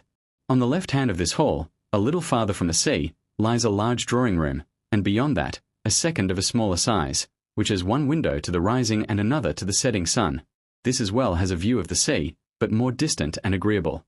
The angle formed by the projection of the dining-room with this drawing-room retains and intensifies the warmth of the sun, and this forms our winter quarters and family gymnasium, which is sheltered from all the winds except those which bring on clouds, but the clear sky comes out again before the warmth has gone out of the place. Adjoining this angle is a room forming the segment of a circle, the windows of which are so arranged as to get the sun all through the day. In the walls are contrived a sort of cases, containing a collection of authors who can never be read too often. Next to this is a bedroom, connected with it by a raised passage furnished with pipes, which supply, at a wholesome temperature, and distribute to all parts of this room the heat they receive. The rest of this side of the house is appropriated to the use of my slaves and freedmen, but most of the rooms in it are respectable enough to put my guests into. In the opposite wing is a most elegant, tastefully fitted-up bedroom, next to which lies another, which you may call either a large bedroom or a modified dining room. It is very warm and light, not only from the direct rays of the sun, but by their reflection from the sea. Beyond this is a bedroom with an anteroom, the height of which renders it cool in summer, its thick walls warm in winter, for it is sheltered every way from the winds. To this apartment another anteroom is joined by 1 common wall. From thence you enter into the wide and spacious cooling room belonging to the bath, from the opposite walls of which 2 curved basins are thrown out, so to speak, which are more than large enough if you consider that the sea is close at hand. Adjacent to this is the anointing room, then the sweating room, and beyond that the bath heating room. Adjoining are 2 other little bathrooms, elegantly rather than sumptuously fitted up, and next to them is a warm bath of wonderful construction, in which one can swim and take a view of the sea at the same time. Not far from this stands the tennis court, which lies open to the warmth of the afternoon sun. From thence you go up a sort of turret which has 2 rooms below, with the same number above, besides a dining room commanding a very extensive lookout onto the sea, the coast, and the beautiful villas scattered along the shore line. At the other end is a second turret, containing a room that gets the rising and setting sun. Behind this is a large storeroom and granary, and underneath, a spacious dining room, where only the murmur and break of the sea can be heard, even in a storm. It looks out upon the garden, and the gestatio, 40, running round the garden. The gestatio is bordered round with box, and, where that is decayed, with rosemary, For the box, wherever sheltered by the buildings, grows plentifully, but where it lies open and exposed to the weather and spray from the sea, though at some distance from the latter, it quite withers up. Next the gestatio, and running along inside it, is a shady vine plantation, the path of which is so soft and easy to the tread that you may walk barefoot upon it. The garden is chiefly planted with fig and mulberry trees, to which this soil is as favourable as it is averse from all others. Here is a dining room, which, though it stands away from the sea, enjoys the garden view, which is just as pleasant. 2 apartments run round the back part of it, the windows of which look out upon the entrance of the villa, and into a fine kitchen garden. From here extends an enclosed portico which, from its great length, you might take for a public one. It has a range of windows on either side, but more on the side facing the sea, and fewer on the garden side, and these, single windows and alternate with the opposite rows.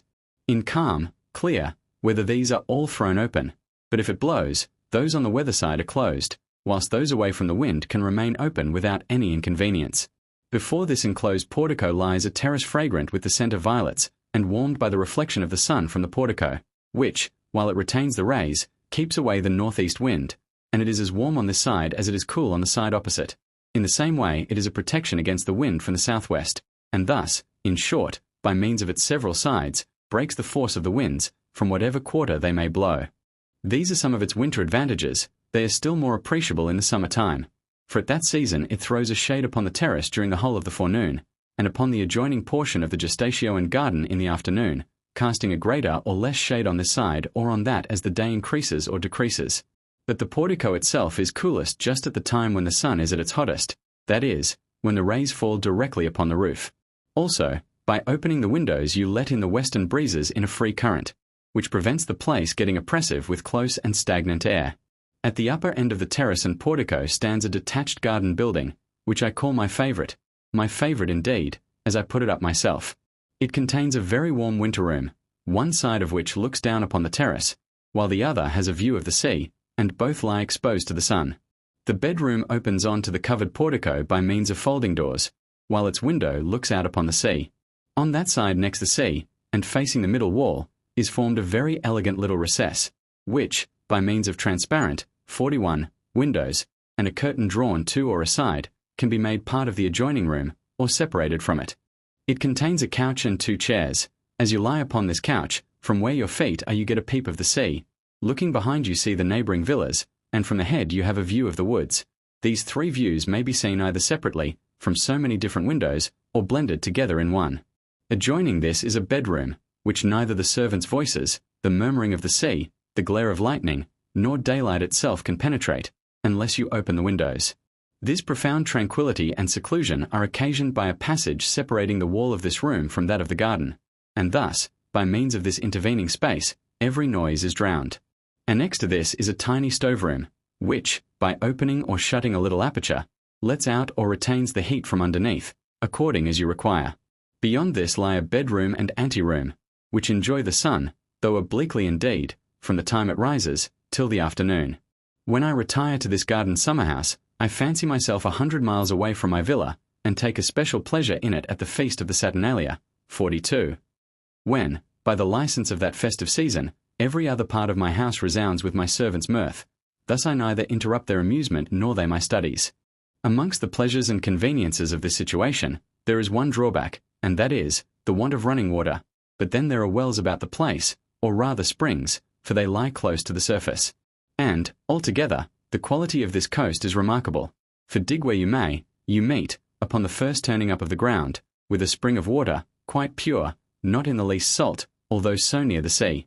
The neighbouring woods supply us with all the fuel we require, the other necessaries Ostia furnishes. Indeed, to a moderate man, even the village, between which and my house there is only one villa, would supply all ordinary requirements. It has 3 public baths, which are a great convenience if it happen that friends come in unexpectedly, or make too short a stay to allow time in preparing my own. The whole coast is very pleasantly sprinkled with villas either in rows or detached, which whether looking at them from the sea or the shore, present the appearance of so many different cities. The strand is, sometimes, after a long calm, perfectly smooth, though, in general, through the storms driving the waves upon it, it is rough and uneven. I cannot boast that our sea is plentiful in choice fish, however, it supplies us with capital soles and prawns, but as to other kinds of provisions, My villa aspires to excel even inland countries, particularly in milk, for the cattle come up there from the meadows in large numbers, in pursuit of water and shade. Tell me, now, have I not good reason for living in, staying in, loving, such a retreat, which, if you feel no appetite for, you must be morbidly attached to town? And I only wish you would feel inclined to come down to it, that to so many charms with which my little villa abounds, it might have the very considerable addition of your company to recommend it. Farewell. XXIV. To Cerealis you advise me to read my late speech before an assemblage of my friends. I shall do so, as you advise it, though I have strong scruples. Compositions of this sort lose, I well know, all their force and fire, and even their very name almost, by a mere recital. It is the solemnity of the tribunal, the concourse of advocates, the suspense of the event, the fame of the several pleaders concerned, the different parties formed amongst the audience, add to this the gestures, the pacing, the actual running, to and fro, of the speaker, the body working, 43, in harmony with every inward emotion, that conspire to give a spirit and a grace to what he delivers. This is the reason that those who plead sitting, though they retain most of the advantages possessed by those who stand up to plead, weaken the whole force of their oratory. The eyes and hands of the reader, those important instruments of graceful elocution, being engaged, it is no wonder that the attention of the audience droops, without anything extrinsic to keep it up, no allurements of gesture to attract, no smart, stinging impromptus to enliven. To these general considerations I must add this particular disadvantage which attends the speech in question, that it is of the argumentative kind, and it is natural for an author to infer that what he wrote with labour will not be read with pleasure. For who is there so unprejudiced as not to prefer the attractive and sonorous to the sombre and unornamented in style? It is very unreasonable that there should be any distinction. However, it is certain the judges generally expect one style of pleading, and the audience another, whereas an auditor ought to be affected only by those parts which would especially strike him, were he in the place of the judge. Nevertheless, it is possible the objections which lie against this piece may be surmounted in consideration of the novelty it has to recommend it. The novelty I mean with respect to us, for the Greek orators have a method of reasoning upon a different occasion, not altogether unlike that which I have employed. They, when they would throw out a law, as contrary to some former one unrepealed, argue by comparing those together. So I, on the contrary, endeavour to prove that the crime, which I was insisting upon as falling within the intent and meaning of the law relating to public extortions, was agreeable, not only to that law, but likewise to other laws of the same nature. Those who are ignorant of the jurisprudence of their country can have no taste for reasonings of this kind, but those who are not ought to be proportionably the more favourable in the judgments they pass upon them. I shall endeavour, therefore, if you persist in my reciting it, to collect as learned an audience as I can. But before you determine this point, do weigh impartially the different considerations I have laid before you, and then decide as reason shall direct, for it is reason that must justify you. Obedience to your commands will be a sufficient apology for me. Farewell. XXV. To Calvisius give me a penny, and I will tell you a story worth gold, or, rather, you shall hear 2 or 3, for one brings to my mind another. It makes no difference with which I begin. Veronia, the widow of Piso, the Piso, I mean, whom Galba adopted, lay extremely ill, and Regulus paid her a visit. By the way, mark the assurance of the man, visiting a lady who detested him herself, and to whose husband he was a declared enemy. Even barely to enter her house would have been bad enough, but he actually went and seated himself by her bedside and began inquiring on what day and hour she was born. Being informed of these important particulars, he composes his countenance, fixes his eyes, mutters something to himself, counts upon his fingers, and all this merely to keep the poor sick lady in suspense. When he had finished, "You are," he says, "in one of your climacterics. However, you will get over it. But for your greater satisfaction, I will consult with a certain diviner, whose skill I have frequently experienced." Accordingly, off he goes, performs a sacrifice, and returns with the strongest assurances that the omens confirmed what he had promised on the part of the stars. Upon this the good woman, whose danger made her credulous, calls for her will and gives Regulus a legacy. She grew worse shortly after this, and in her last moments exclaimed against this wicked, treacherous, and worse than perjured wretch, who had sworn falsely to her by his own son's life. But imprecations of this sort are as common with Regulus as they are impious, and he continually devotes that unhappy youth to the curse of those gods whose vengeance his own frauds every day provoke. Velleius Blasus, a man of consular rank, and remarkable for his immense wealth, in his last illness was anxious to make some alterations in his will. Regulus, who had lately endeavoured to insinuate himself into his good graces, hoped to get something from the new will, and accordingly addresses himself to his physicians, and conjures them to exert all their skill to prolong the poor man's life. But after the will was signed, he changes his character, reversing his tone. "How long," says he to these very same physicians, "do you intend keeping this man in misery?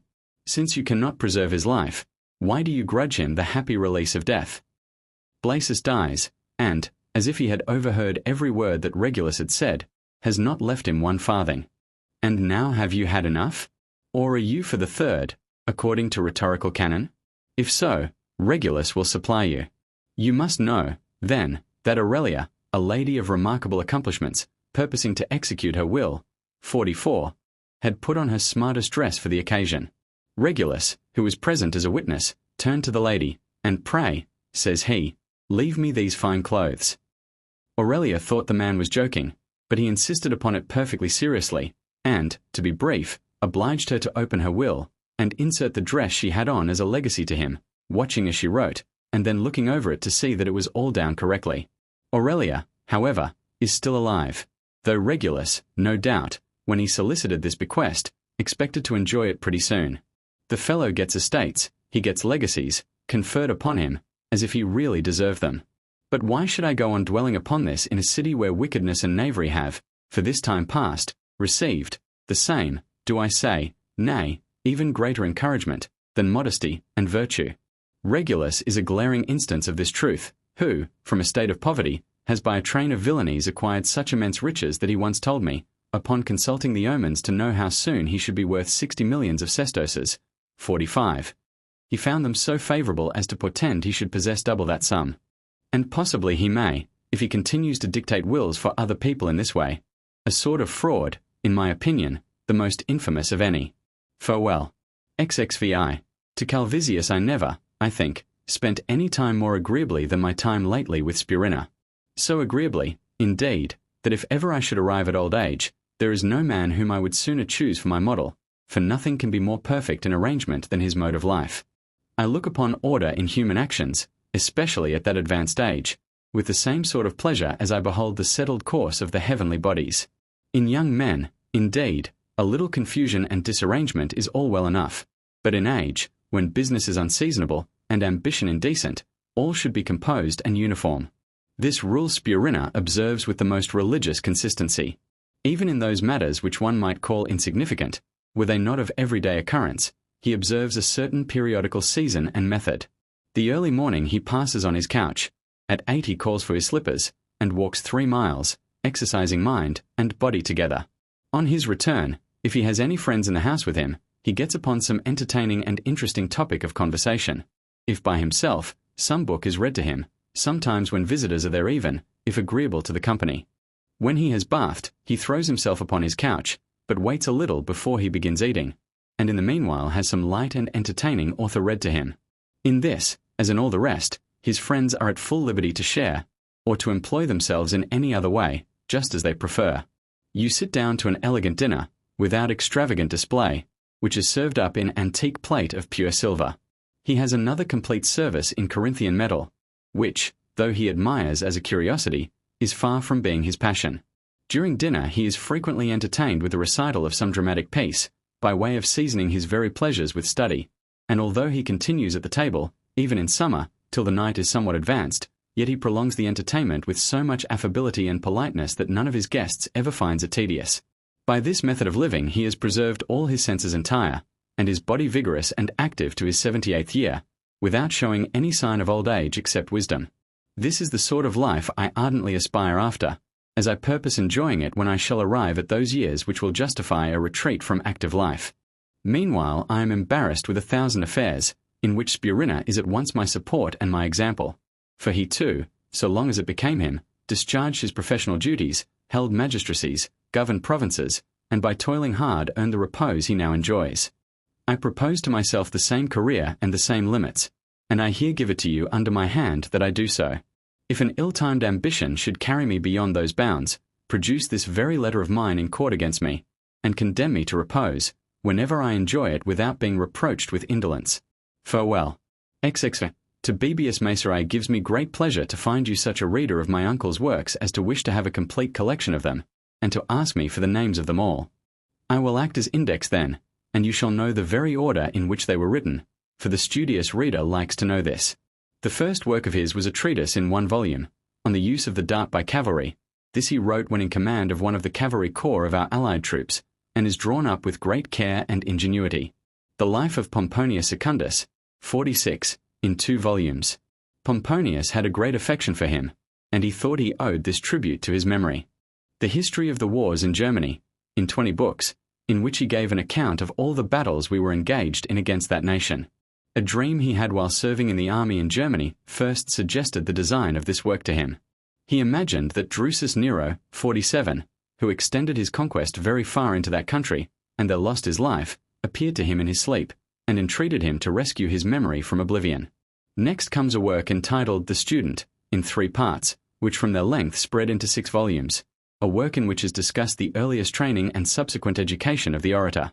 Questions of Grammar and Style, in 8 books, written in the latter part of Nero's reign, when the tyranny of the times made it dangerous to engage in literary pursuits requiring freedom and elevation of tone. He has completed the history which Aufidius Bassus, 48, left unfinished, and has added to it 30 books.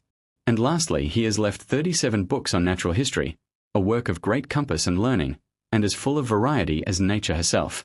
You will wonder how a man as busy as he was could find time to compose so many books, and some of them too involving such care and labour. But you will be still more surprised when you hear that he pleaded at the bar for some time, that he died in his 66th year, that the intervening time was employed partly in the execution of the highest official duties, partly in attendance upon those emperors who honoured him with their friendship. But he had a quick apprehension, marvellous power of application, and was of an exceedingly wakeful temperament. He always began to study at midnight at the time of the feast of Vulcan, not for the sake of good luck, but for learning's sake, in winter generally at 1 in the morning, but never later than 2, and often at 12. 49. He was a most ready sleeper, insomuch that he would sometimes, whilst in the midst of his studies, fall off and then wake up again. Before daybreak he used to wait upon Vespasian, who also used his nights for transacting business in, and then proceed to execute the orders he had received. As soon as he returned home, he gave what time was left to study. After a short and light refreshment at noon, agreeably to the good old custom of our ancestors, he would frequently in the summer, if he was disengaged from business, lie down and bask in the sun, during which time some author was read to him, while he took notes and made extracts. For every book he read he made extracts out of. Indeed it was a maxim of his, that no book was so bad but some good might be got out of it. When this was over, he generally took a cold bath, then some light refreshment and a little nap. After this, as if it had been a new day, he studied till supper time, when a book was again read to him, which he would take down running notes upon. I remember once his reader having mispronounced a word. One of my uncle's friends at the table made him go back to where the word was and repeat it again, upon which my uncle said to his friend, "Surely you understood it?" Upon his acknowledging that he did, "Why then," said he, "did you make him go back again?" We have lost more than 10 lines by this interruption. Such an economist he was of time. In the summer he used to rise from supper at daylight, and in winter as soon as it was dark, a rule he observed as strictly as if it had been a law of the state. Such was his manner of life amid the bustle and turmoil of the town, but in the country his whole time was devoted to study, excepting only when he bathed. In this exception I include no more than the time during which he was actually in the bath, for all the while he was being rubbed and wiped, he was employed either in hearing some book read to him or in dictating himself. In going about anywhere, as though he were disengaged from all other business, he applied his mind wholly to that single pursuit. A shorthand writer constantly attended him, with book and tablets, who, in the winter, wore a particular sort of warm gloves, that the sharpness of the weather might not occasion any interruption to my uncle's studies, and for the same reason, when in Rome, he was always carried in a chair. I recollect his once taking me to task for walking. "You need not," he said, "lose these hours." For he thought every hour gone that was not given to study. Through this extraordinary application he found time to compose the several treatises I have mentioned, besides 160 volumes of extracts which he left me in his will, consisting of a kind of commonplace, written on both sides, in very small hand, so that one might fairly reckon the number considerably more. He used himself to tell us that when he was controller of the revenue in Spain, he could have sold these manuscripts to Largius Licinus for 400,000 sesterces, 50, and then there were not so many of them. When you consider the books he has read, and the volumes he has written, are you not inclined to suspect that he never was engaged in public duties or was ever in the confidence of his prince? On the other hand, When you are told how indefatigable he was in his studies, are you not inclined to wonder that he read and wrote no more than he did? For, on one side, what obstacles would not the business of a court throw in his way? And on the other, what is it that such intense application might not effect? It amuses me then when I hear myself called a studious man, who in comparison with him am the merest idler. But why do I mention myself, who am diverted from these pursuits by numberless affairs both public and private? Who amongst those whose whole lives are devoted to literary pursuits would not blush and feel himself the most confirmed of sluggards by the side of him? I see I have run out my letter farther than I had originally intended, which was only to let you know, as you ask me, what works he had left behind him. But I trust this will be no less acceptable to you than the books themselves, as it may, possibly, not only excite your curiosity to read his works, but also your emulation to copy his example, by some attempts of a similar nature. Farewell. XX. To Annius Severus I have lately purchased with a legacy that was left me a small statue of Corinthian brass. It is small indeed, but elegant and lifelike, as far as I can form any judgment, which most certainly in matters of this sort, as perhaps in all others, is extremely defective. However, I do see the beauties of this figure, for, as it is naked, the faults, if there be any, as well as the perfections, are the more observable. It represents an old man, in an erect attitude. The bones, muscles, veins, and the very wrinkles, give the impression of breathing life. The hair is thin and failing, the forehead broad, the face shriveled, the throat lank, the arms loose and hanging, the breast shrunken, and the belly fallen in, as the whole turn and air of the figure behind too is equally expressive of old age. It appears to be true antique, judging from the colour of the brass. In short, it is such a masterpiece as would strike the eyes of a connoisseur, and which cannot fail to charm an ordinary observer, and this induced me, who am an absolute novice in this art, to buy it. But I did so, not with any intention of placing it in my own house, for I have nothing of the kind there, but with a design of fixing it in some conspicuous place in my native province. I should like it best in the temple of Jupiter, for it is a gift well worthy of a temple, well worthy of a god. I desire therefore you would, with that care with which you always perform my requests, undertake this commission and give immediate orders for a pedestal to be made for it, out of what marble you please, but let my name be engraved upon it, and, if you think proper to add these as well, my titles.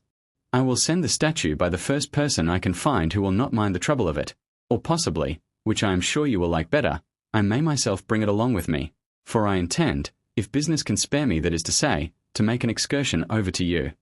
I see joy in your looks when I promise to come, but you will soon change your countenance when I add, only for a few days, for the same business that at present keeps me here will prevent my making a longer stay. Farewell. XX. To Caninius Rufus I have just been informed that Silius Italicus, 51, has starved himself to death, at his villa near Naples. Ill health was the cause. Being troubled with an incurable cancerous humour, he grew weary of life and therefore put an end to it with a determination not to be moved.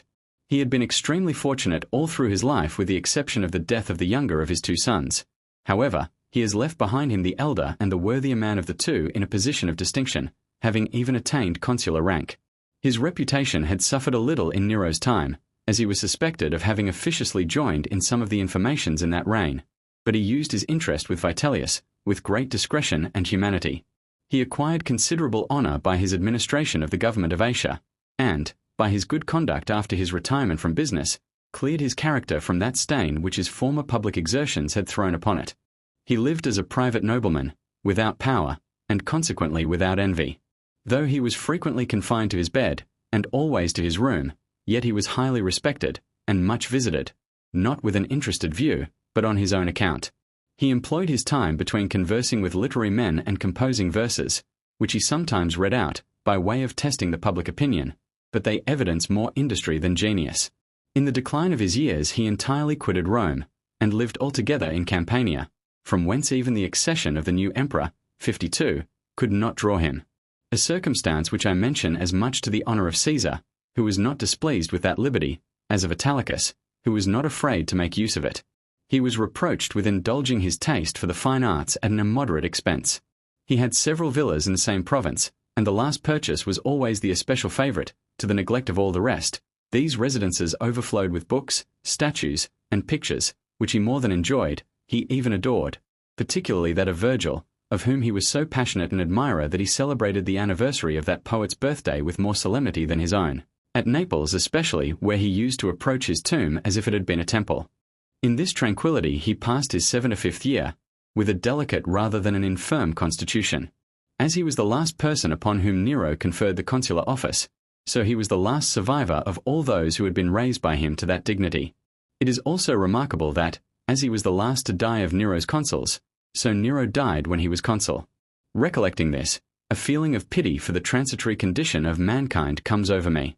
Is there anything in nature so short and limited as human life, even at its longest? Does it not seem to you but yesterday that Nero was alive?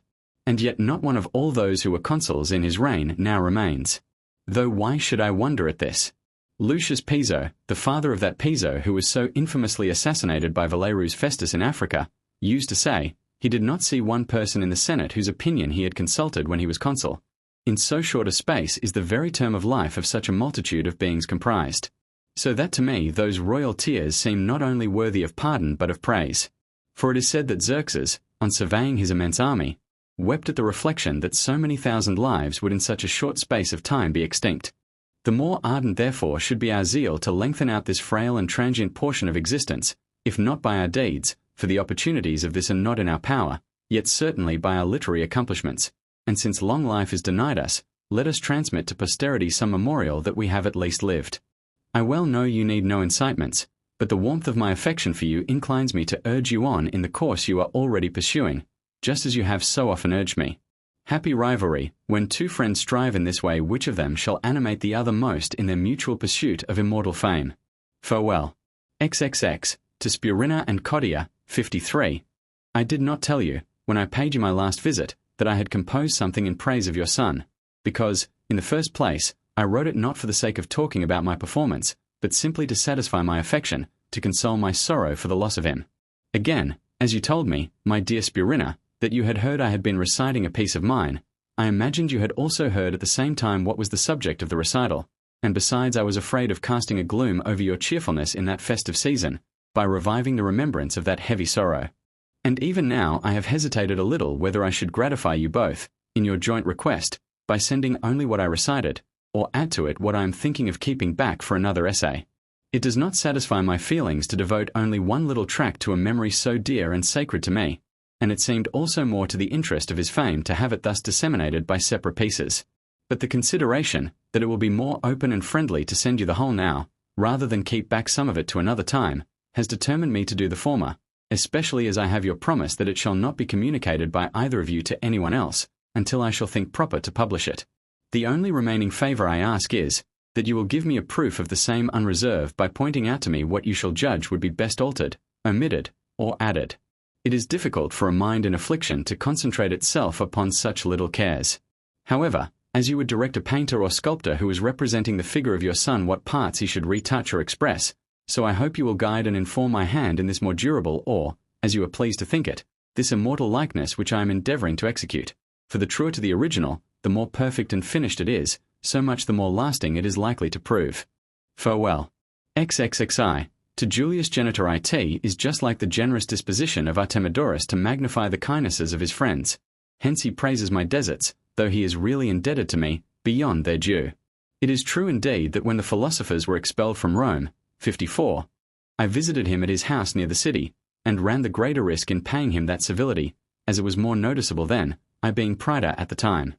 I supply him too with a considerable sum to pay certain debts he had contracted upon very honourable occasions, without charging interest, though obliged to borrow the money myself, while the rest of his rich powerful friends stood by hesitating about giving him assistance. I did this at a time when 7 of my friends were either executed or banished, Senecio, Rusticus, and Helvidius having just been put to death, while Mauricus, Gratilla, Arria, and Fannia were sent into exile, and scorched as it were by so many lightning bolts of the state thus hurled and flashing round me, I augured by no uncertain tokens my own impending doom. But I do not look upon myself, on that account, as deserving of the high praises my friend bestows upon me. All I pretend to is the being clear of the infamous guilt of abandoning him in his misfortunes. I had, as far as the differences between our ages would admit, a friendship for his father-in-law Musonius, whom I both loved and esteemed, while Artemidorus himself I entered into the closest intimacy with when I was serving as a military tribune in Syria. And I consider as a proof that there is some good in me the fact of my being so early capable of appreciating a man who is either a philosopher or the nearest resemblance to one possible. For I am sure that, amongst all those who at the present day call themselves philosophers, you will find hardly any one of them so full of sincerity and truth as he. I forbear to mention how patient he is of heat and cold alike, how indefatigable in labour, how abstemious in his food, and what an absolute restraint he puts upon all his appetites. For these qualities, considerable as they would certainly be in any other character, are less noticeable by the side of the rest of those virtues of his which recommended him to Musonius for a son-in-law, in preference to so many others of all ranks who paid their addresses to his daughter. And when I think of all these things, I cannot help feeling pleasurably affected by those unqualified terms of praise in which he speaks of me to you as well as to everyone else. I am only apprehensive lest the warmth of his kind feeling carry him beyond the due limits, for he, who is so free from all other errors, is apt to fall into just this one good-natured one, of overrating the merits of his friends. Farewell. XXX. To Catilius Severus I will come to supper, but must make this agreement beforehand, that I go when I please, that you treat me to nothing expensive, and that our conversation abound only in Socratic discourse, while even that in moderation. There are certain necessary visits of ceremony, bringing people out before daylight, which Cato himself could not safely fall in with, though I must confess that Julius Caesar reproaches him with that circumstance in such a manner as redounds to his praise, for he tells us that the persons who met him reeling home blushed at the discovery, and adds, you would have thought that Cato had detected them, and not they Cato. Could he place the dignity of Cato in a stronger light than by representing him thus venerable even in his cups? But let our supper be as moderate in regard to ours as in the preparation and expense, for we are not of such eminent reputation that even our enemies cannot censure our conduct without applauding it at the same time. Farewell. XXXII. To Acilius the atrocious treatment that Largius Macedo, a man of praetorian rank, lately received at the hands of his slaves is so extremely tragical that it deserves a place rather in public history than in a private letter, though it must at the same time be acknowledged there was a haughtiness and severity in his behaviour towards them which showed that he little remembered, indeed almost entirely forgot, the fact that his own father had once been in that station of life. He was bathing at his Formian villa, when he found himself suddenly surrounded by his slaves.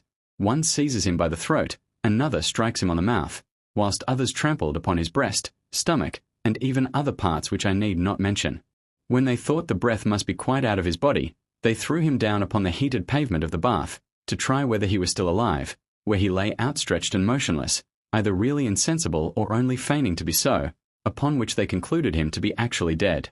In this condition they brought him out, pretending that he had got suffocated by the heat of the bath. Some of his more trusty servants received him, and his mistresses came about him shrieking and lamenting. The noise of their cries and the fresh air, together, brought him a little to himself. He opened his eyes, moved his body, and showed them, as he now safely might, that he was not quite dead. The murderers immediately made their escape, but most of them have been caught again, and they are after the rest.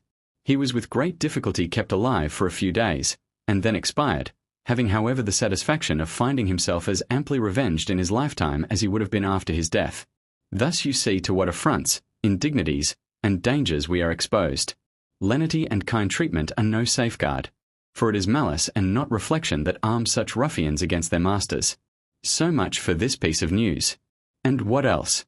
What else? Nothing else, or you should hear it, for I have still paper, and time too, as it is holiday time with me, to spare for more, and I can tell you one further circumstance relating to Macedo, which now occurs to me. As he was in a public bath once, at Rome, a remarkable, and, judging from the manner of his death, an ominous, accident happened to him. A slave of his, in order to make way for his master, laid his hand gently upon a Roman knight, who, turning suddenly round, struck, not the slave who had touched him, but Macedo, so violent a blow with his open palm that he almost knocked him down. Thus the bath by a kind of gradation proved fatal to him, being first the scene of an indignity he suffered, afterwards the scene of his death. Farewell. XXXIV. To Nepos I have constantly observed that amongst the deeds and sayings of illustrious persons of either sex, some have made more noise in the world, whilst others have been really greater, although less talked about, and I am confirmed in this opinion by a conversation I had yesterday with Fannia. This lady is a granddaughter to that celebrated Arria, who animated her husband to meet death, by her own glorious example. She informed me of several particulars relating to Arria, no less heroic than this applauded action of hers, though taken less notice of, and I think you will be as surprised to read the account of them as I was to hear it. Her husband Cincinnapetus, and her son, were both attacked at the same time with a fatal illness, as was supposed, of which the son died, a youth of remarkable beauty, and as modest as he was comely, and did indeed to his parents no less by his many graces than from the fact of his being their son. His mother prepared his funeral and conducted the usual ceremonies so privately that Paetus did not know of his death.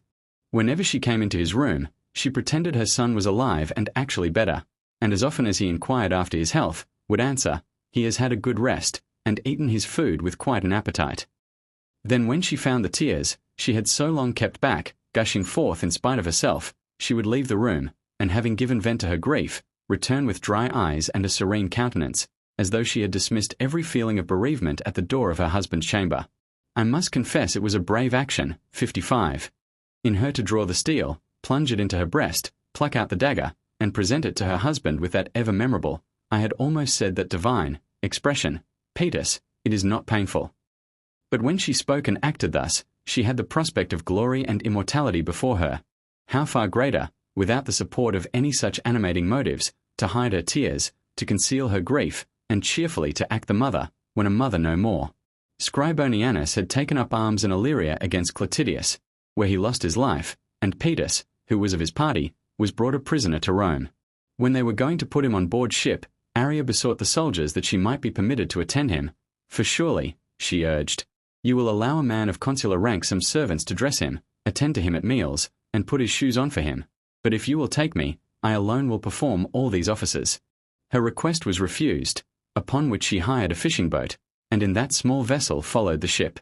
On her return to Rome, meeting the wife of Scribonianus in the emperor's palace, at the time when this woman voluntarily gave evidence against the conspirators, "What," she exclaimed, "shall I hear you even speak to me, you, on whose bosom your husband Scribonianus was murdered, and yet you survive him?" An expression which plainly shows that the noble manner in which she put an end to her life was no unpremeditated effect of sudden passion.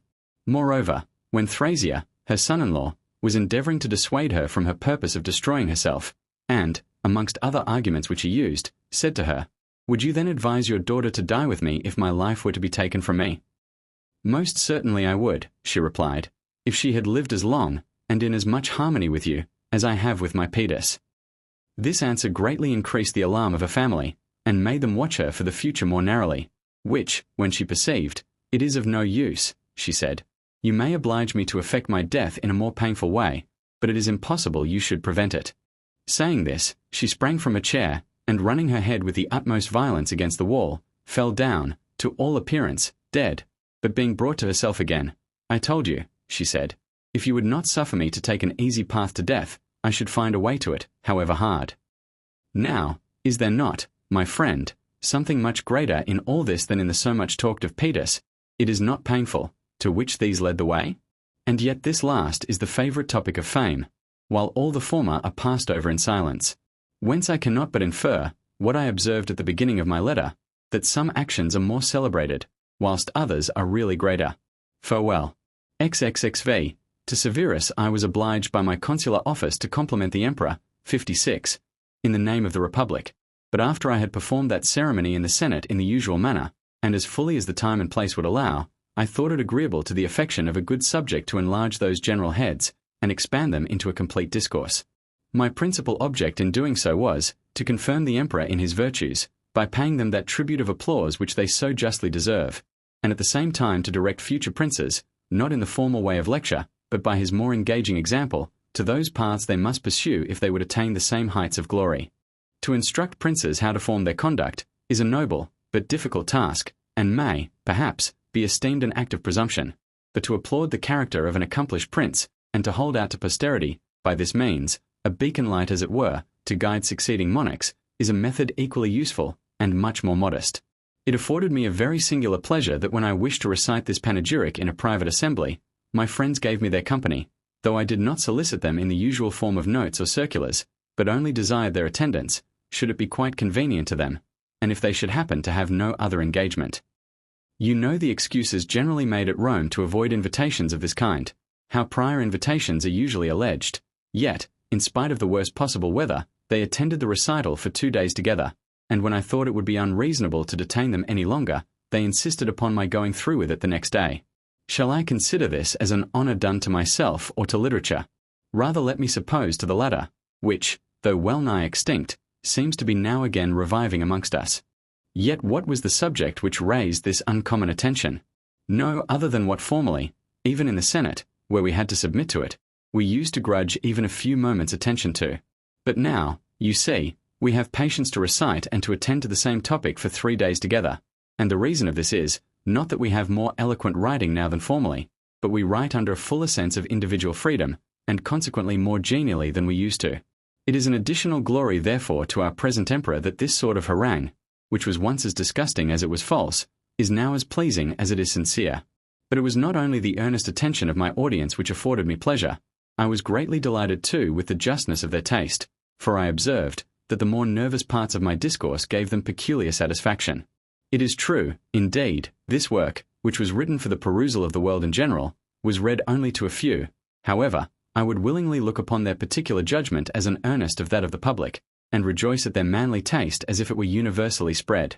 It was just the same in eloquence as it was in music. The vitiated ears of the audience introduced a depraved style, but now, I am inclined to hope, as a more refined judgment prevails in the public, our compositions of both kinds will improve too, for those authors whose sole object is to please will fashion their works according to the popular taste. I trust, however, in subjects of this nature the florid style is most proper, and am so far from thinking that the vivid colouring I have used will be esteemed foreign and unnatural that I am most apprehensive that censure will fall upon those parts where the diction is most simple and unornate. Nevertheless, I sincerely wish the time may come, and that it now were, when the smooth and luscious, which has affected our style, shall give place, as it ought, to severe and chaste composition. Thus have I given you an account of my doings of these last 3 days, that your absence might not entirely deprive you of a pleasure which, from your friendship to me, and the part you take in everything that concerns the interest of literature, I know you would have received, had you been there to hear. Farewell. XXXVI.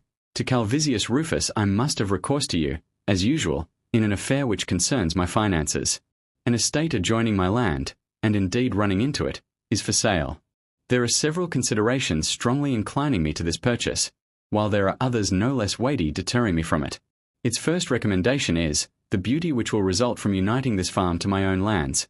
Next, the advantage as well as pleasure of being able to visit it without additional trouble and expense, to have it superintended by the same steward, and almost by the same subagents, and to have one villa to support and embellish, the other just to keep in common repair. I take into this account furniture, housekeepers, fancy gardeners, artificers, and even hunting apparatus, as it makes a very great difference whether you get these all together into one place or scatter them about in several. On the other hand, I don't know whether it is prudent to expose so large a property to the same climate, and the same risks of accident happening. To distribute one's possessions about seems a safer way of meeting the caprice of fortune. Besides, there is something extremely pleasant in the change of air and place, and the going about between one's properties. And now, to come to the chief consideration. The lands are rich, fertile, and well watered, consisting chiefly of meadow ground, vineyard, and wood, while the supply of building timber and its returns, though moderate, still, keep at the same rate. But the soil, fertile as it is, has been much impoverished by not having been properly looked after. The person last in possession used frequently to seize and sell the stock, by which means, although he lessened his tenants' arrears for the time being, yet he left them nothing to go on with, and the arrears ran up again in consequence. I shall be obliged, then, to provide them with slaves, which I must buy, and at a higher than the usual price, as these will be good ones, for I keep no fettered slaves, 57, myself, and there are none upon the estate. For the rest, the price, you must know, is 3 millions of sesterces, 58. It has formerly gone over 5 millions, 59. But owing, partly to the general hardness of the times, and partly to its being thus stripped of tenants, the income of this estate is reduced, and consequently its value. You will be inclined perhaps to inquire whether I can easily raise the purchase money? My estate, it is true, is almost entirely in land, though I have some money out at interest, but I shall find no difficulty in borrowing any sum I may want.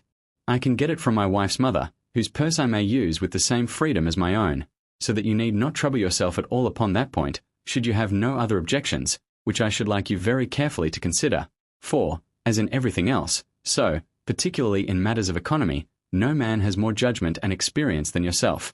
Farewell. XXV. To Cornelius Priscus I have just heard of Valeru's marshal's death, which gives me great concern. He was a man of an acute and lively genius, and his writings abound in equal wit, satire, and kindliness. On his leaving Rome, I made him a present to defray his travelling expenses, which I gave him, not only as a testimony of friendship, but also in return for the verses with which he had complimented me. It was the custom of the ancients to distinguish those poets with honours or pecuniary rewards, who had celebrated particular individuals or cities in their verses, but this good custom, along with every other fair and noble one, has grown out of fashion now, and in consequence of our having ceased to act laudably, we consider praise a folly and impertinence. You may perhaps be curious to see the verses which merited this acknowledgment from me, and I believe I can, from memory, partly satisfy your curiosity, without referring you to his works, but if you should be pleased with this specimen of them, you must turn to his poems for the rest. He addresses himself to his muse, whom he directs to go to my house upon the Esquiline, 60, but to approach it with respect. Go, wanton muse, but go with care, nor meet, ill-timed, my Pliny's ear. He, by sage Minerva taught, gives the day to studious thought, and plans that eloquence divine, which shall to future ages shine, and rival, wondrous Tully. Thine. Then, cautious, watch the vacant hour, when Bacchus reigns in all his pouvoir, when, crowned with rosy chaplets gay, Cato's might read my frolic lay.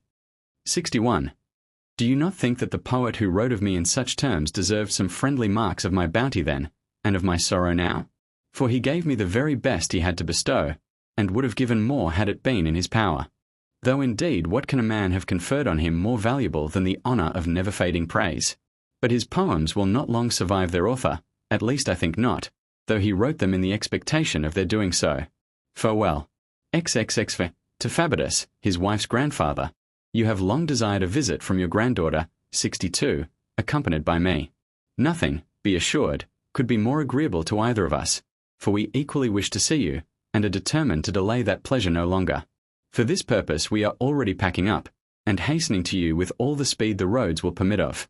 We shall make only one, short, stoppage, for we intend turning a little out of our way to go into Tuscany, not for the sake of looking upon our estate, and into our family concerns, which we can postpone to another opportunity, but to perform an indispensable duty.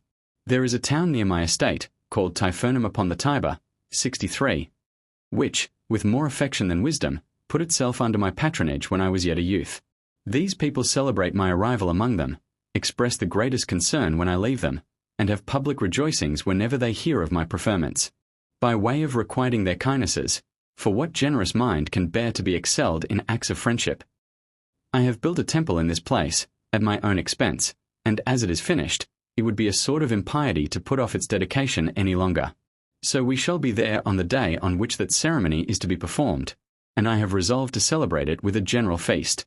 We may possibly stay on there for all the next day, but shall make so much the greater haste in our journey afterwards.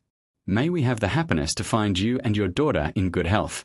In good spirits I am sure we shall, should we get to you all safely. Farewell. XXXX. To Attius Clemens Regulus has lost his son, the only undeserved misfortune which could have befallen him, in that I doubt whether he thinks it a misfortune. The boy had quick parts, but there was no telling how he might turn out. However, he seemed capable enough of going right, were he not to grow up like his father. Regulus gave him his freedom, 64, in order to entitle him to the estate left him by his mother, and when he got into possession of it, I speak of the current rumours, based upon the character of the man, fawned upon the lad with a disgusting show of fond affection which in a parent was utterly out of place. You may hardly think this credible, but then consider what Regulus is. However, he now expresses his concern for the loss of this youth in a most extravagant manner. The boy had a number of ponies for riding and driving, dogs both big and little, together with nightingales, parrots, and blackbirds in abundance. All these Regulus slew round the funeral pile. It was not grief, but an ostentatious parade of grief. He is visited upon this occasion by a surprising number of people, who all hate and detest the man, and yet are as assiduous in their attendance upon him as if they really esteemed and love him, and, to give you my opinion in a word, in endeavouring to do Regulus a kindness, make themselves exactly like him. He keeps himself in his park on the other side the Tiber, where he has covered a vast extent of ground with his porticos, and crowded all the shore with his statues, for he unites prodigality with excessive covetousness, and vainglory with the height of infamy. At this very unhealthy time of year he is boring society, and he feels pleasure and consolation in being a bore. He says he wishes to marry, a piece of perversity, like all his other conduct. You must expect, therefore, to hear shortly of the marriage of this mourner, the marriage of this old man. Too early in the former case, in the latter, too late. You ask me why I conjecture this? Certainly not because he says so himself, for a greater liar never stepped, but because there is no doubt that Regulus will do whatever ought not to be done. Farewell. XL. To Cassius Lepidus I often tell you that there is a certain force of character about Regulus. It is wonderful how he carries through what he has set his mind to. He chose lately to be extremely concerned for the loss of his son. Accordingly he mourned for him as never man mourned before. He took it into his head to have an immense number of statues and pictures of him. Immediately all the artisans in Rome are set to work. Canvas, wax, brass, silver, gold, ivory, marble, all exhibit the figure of the young Regulus.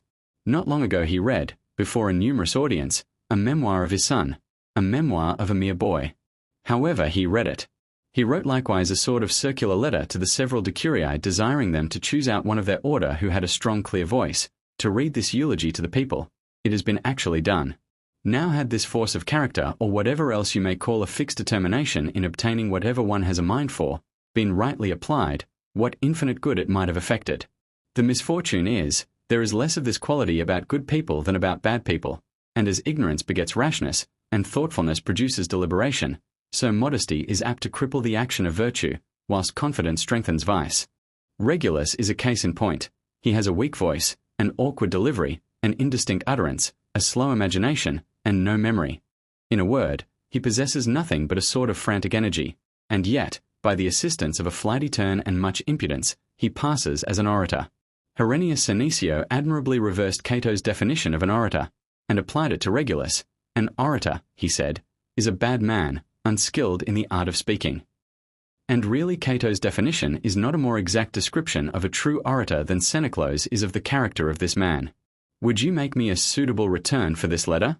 Let me know if you, or any of my friends in your town, have, like a stroller in the marketplace, read this doleful production of Regulus's, raising, as Demosthenes says, your voice most merrily, and straining every muscle in your throat.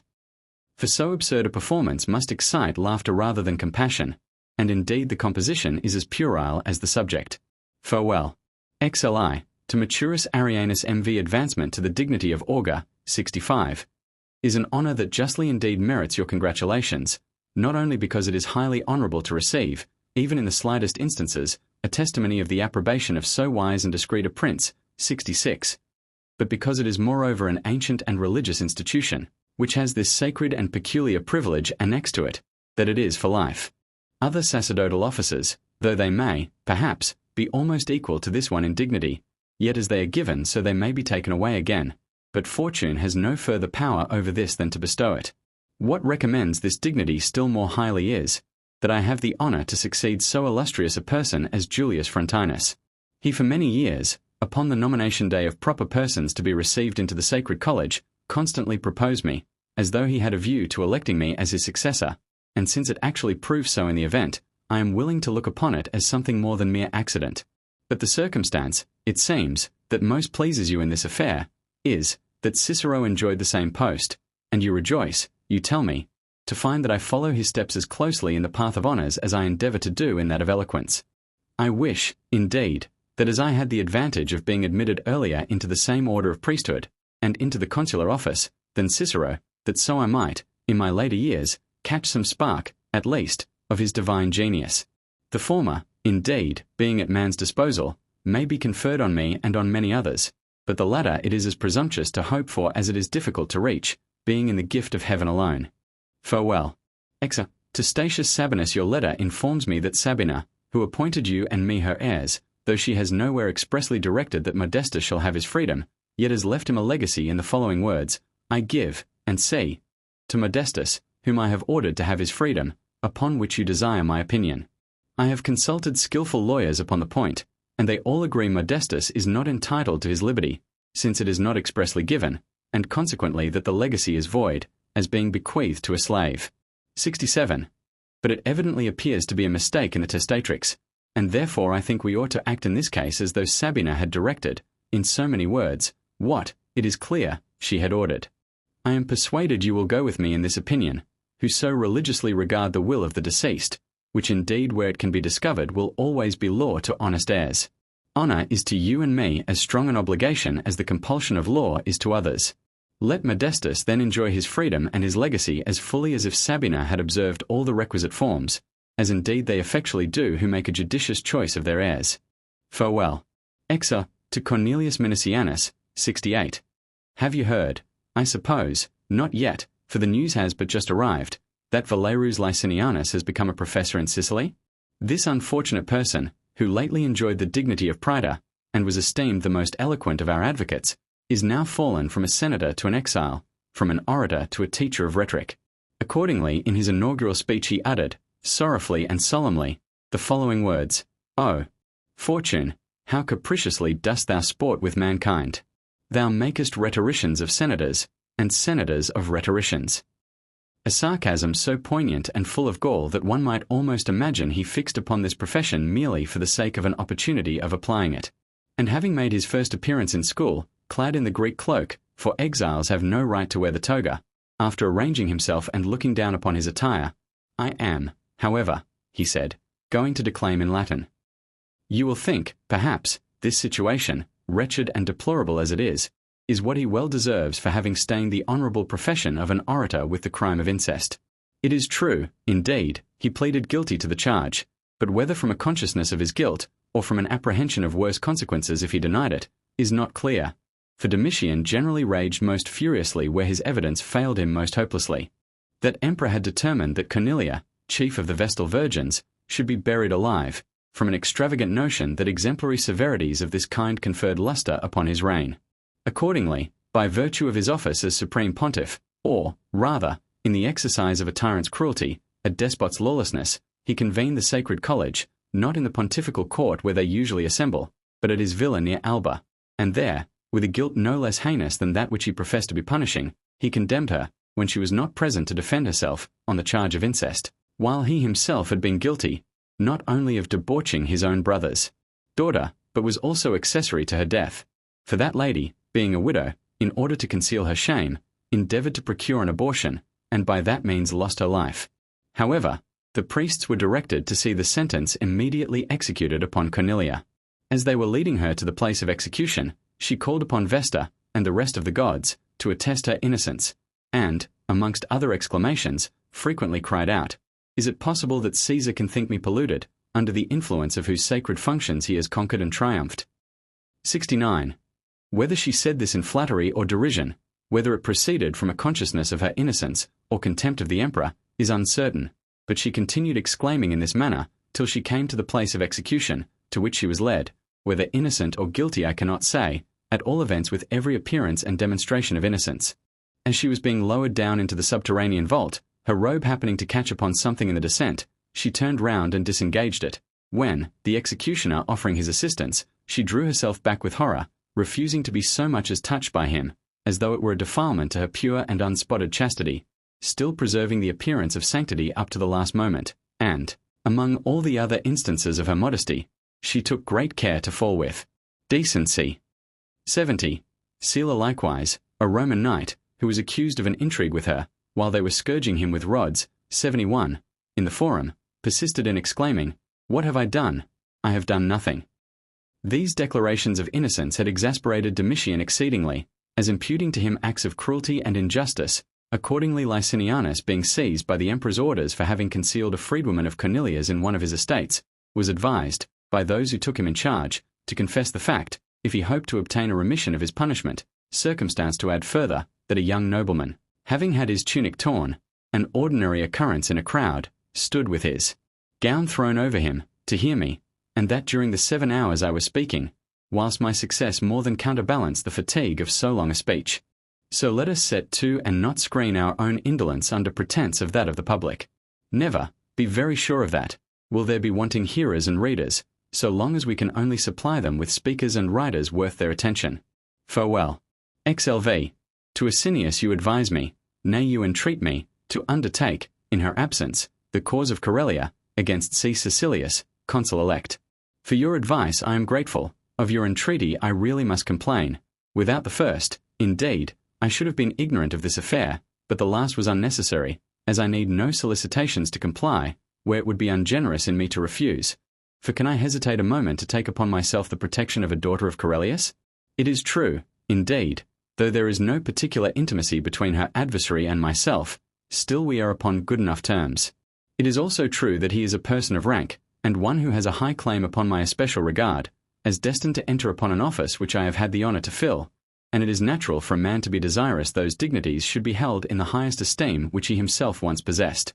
Yet all these considerations appear indifferent and trifling when I reflect that it is the daughter of Corellius whom I am to defend. The memory of that excellent person, than whom this age has not produced a man of greater dignity, rectitude, and acuteness, is indelibly imprinted upon my mind. My regard for him sprang from my admiration of the man, and contrary to what is usually the case, my admiration increased upon a thorough knowledge of him, and indeed I did know him thoroughly, for he kept nothing back from me, whether gay or serious, sad or joyous. When he was but a youth, he esteemed, and, I will even venture to say, revered, me as if I had been his equal. When I solicited any post of honour, he supported me with his interest, and recommended me with his testimony. When I entered upon it, he was my introducer and my companion. When I exercised it, he was my guide and my counsellor. In a word, whenever my interest was concerned, he exerted himself, in spite of his weakness and declining years, with as much alacrity as though he was still young and lusty.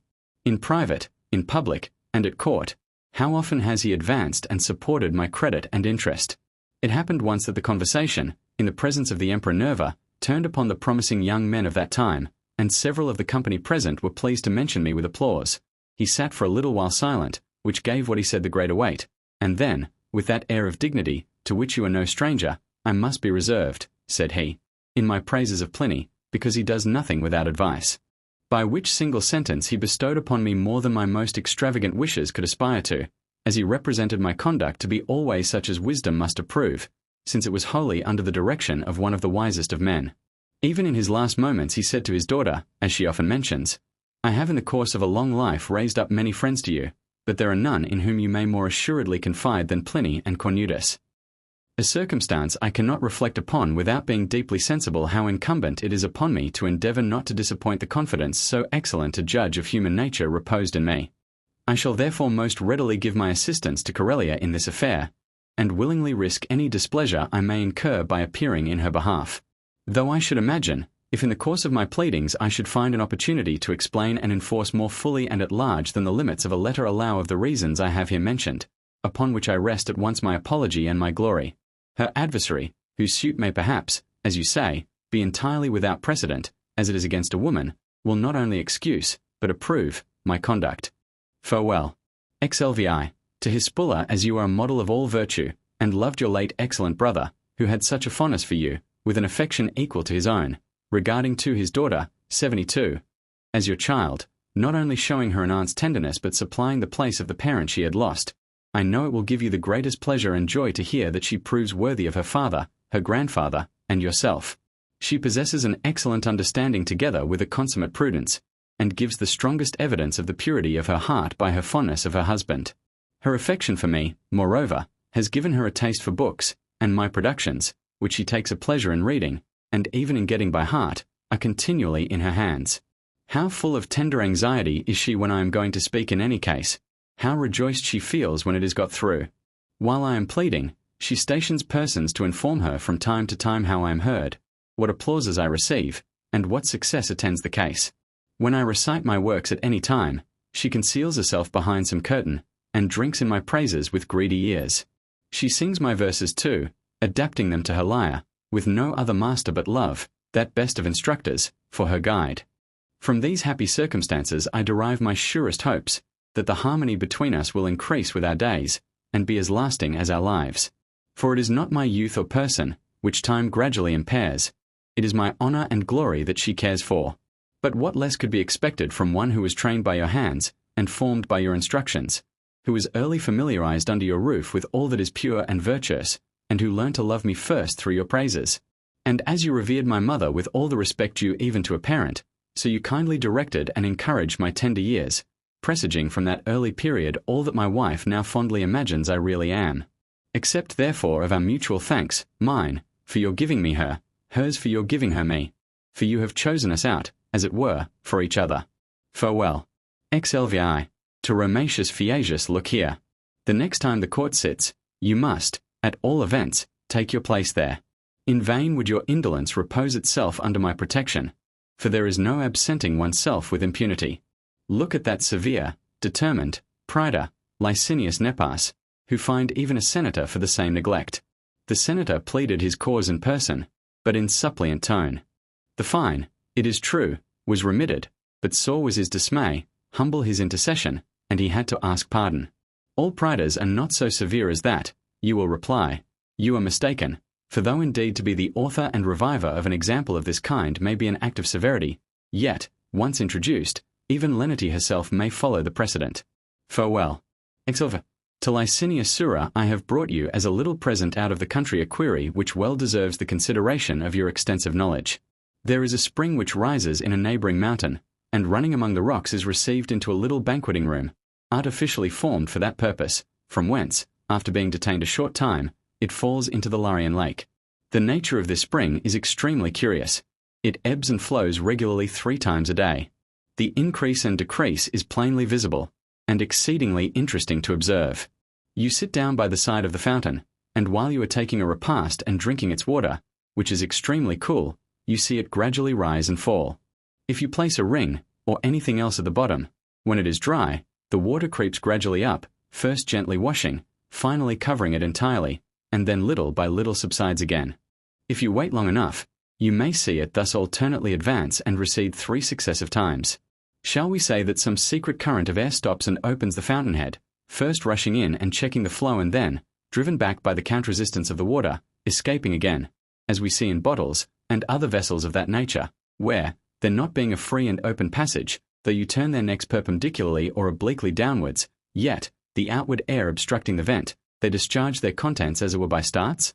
Or, may not this small collection of water be successively contracted and enlarged upon the same principle as the ebb and flow of the sea?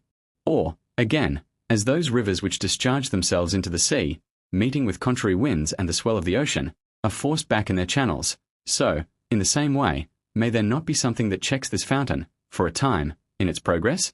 Or is there rather a certain reservoir that contains these waters in the bowels of the earth, and while it is recruiting its discharges, the stream in consequence flows more slowly and in less quantity, but, when it has collected its due measure, runs on again in its usual strength and fullness? Or lastly, is there I know not what kind of subterranean counterpoise, that throws up the water when the fountain is dry, and keeps it back when it is full? You, who are so well qualified for the enquiry, will examine into the causes of this wonderful phenomenon. It will be sufficient for me if I have given you an adequate description of it. Farewell. XX. To Annius Severus a small legacy was lately left me, yet one more acceptable than a far larger bequest would have been. How more acceptable than a far larger one? In this way. Pomponia Gratilla, having disinherited her son Assidius Curianus, appointed me of one of her heirs, and Sertoria Severus, of praetorian rank, together with several eminent Roman knights, co-heirs along with me. The son applied to me to give him my share of the inheritance, in order to use my name as an example to the rest of the joint heirs, but offered at the same time to enter into a secret agreement to return me my proportion. I told him, it was by no means agreeable to my character to seem to act one way while in reality I was acting another, besides it was not quite honourable making presents to a man of his fortune, who had no children. In a word, this would not at all answer the purpose at which he was aiming, whereas, if I were to withdraw my claim, it might be of some service to him, and this I was ready and willing to do, if he could clearly prove to me that he was unjustly disinherited. Do then, he said, be my arbitrator in this case. After a short pause I answered him, I will, for I don't see why I should not have as good an opinion of my own impartial disinterestedness as you seem to have. But, mind, I am not to be prevailed upon to decide the point in question against your mother, if it should appear she had just reason for what she has done. As you please, he replied, which I am sure is always to act according to justice. I called in, as my assistants, Corellius and Frontinus, 2 of the very best lawyers Rome at that time afforded. With these in attendance, I heard the case in my own chamber. Curianus said everything which he thought would favour his pretensions, to whom, there being nobody but myself to defend the character of the deceased, I made a short reply, after which I retired with my friends to deliberate, and, being agreed upon our verdict, I said to him, Curianus, it is our opinion that your conduct has justly drawn upon you your mother's displeasure. Some time afterwards, Curianus commenced a suit in the court of the 100 against all the coes except myself. The day appointed for the trial approaching, the rest of the coes were anxious to compromise the affair and have done with it, not out of any diffidence of their cause, but from a distrust of the times. They were apprehensive of what had happened to many others, happening to them, and that from a civil suit it might end in a criminal one, as there were some among them to whom the friendship of Gratilla and Rusticus, 73, might be extremely prejudicial. They therefore desired me to go and talk with Curianus. We met in the Temple of Concord. Now supposing, I said, your mother had left you the fourth part of her estate, or even suppose she had made you sole heir, but had exhausted so much of the estate in legacies that there would not be more than a fourth part remaining to you, could you justly complain?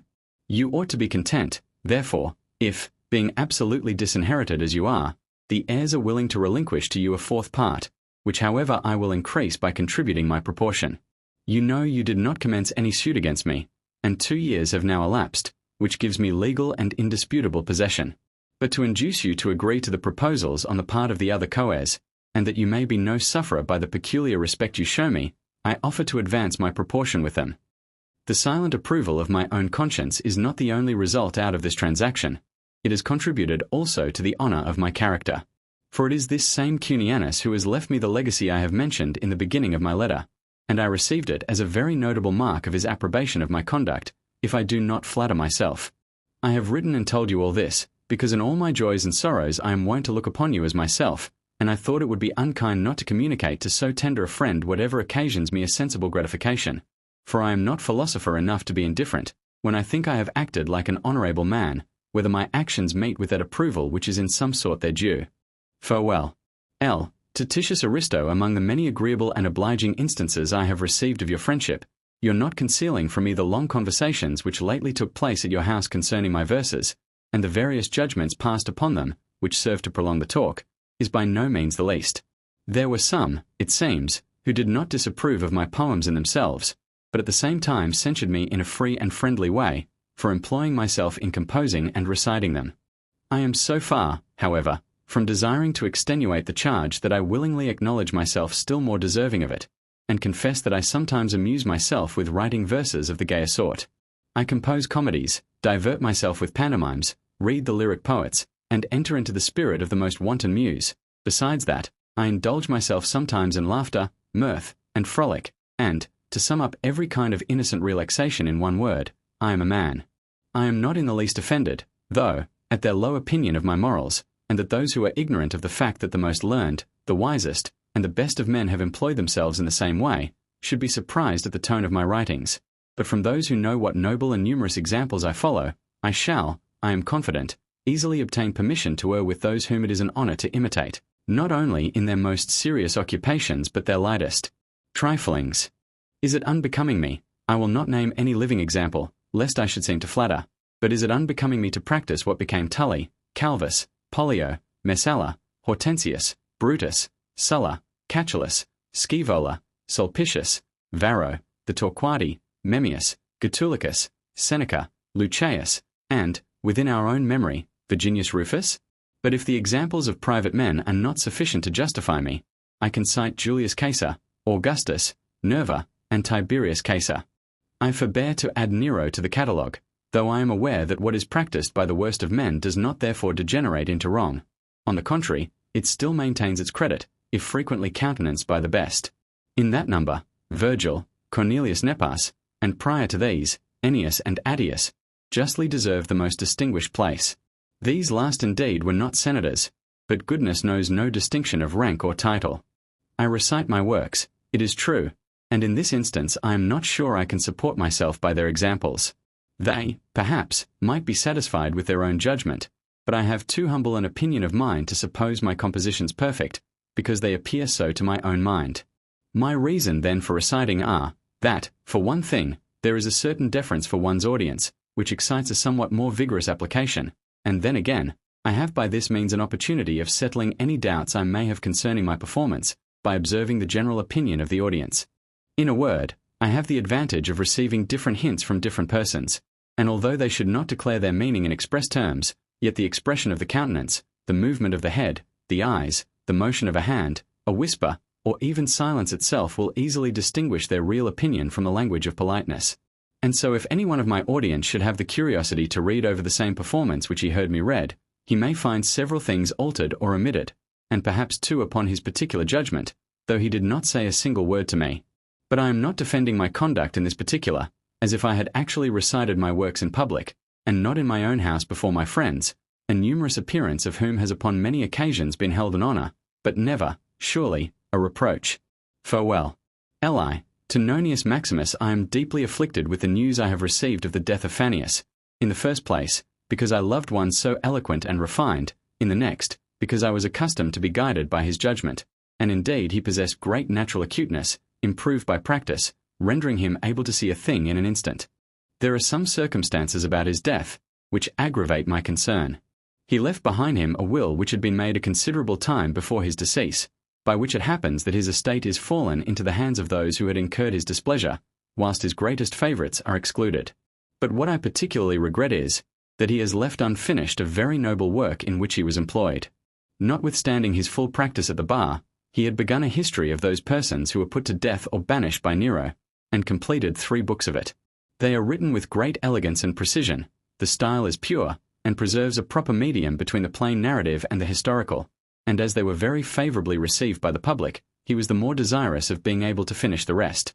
The hand of death is ever, in my opinion, too untimely and sudden when it falls upon such as are employed in some immortal work.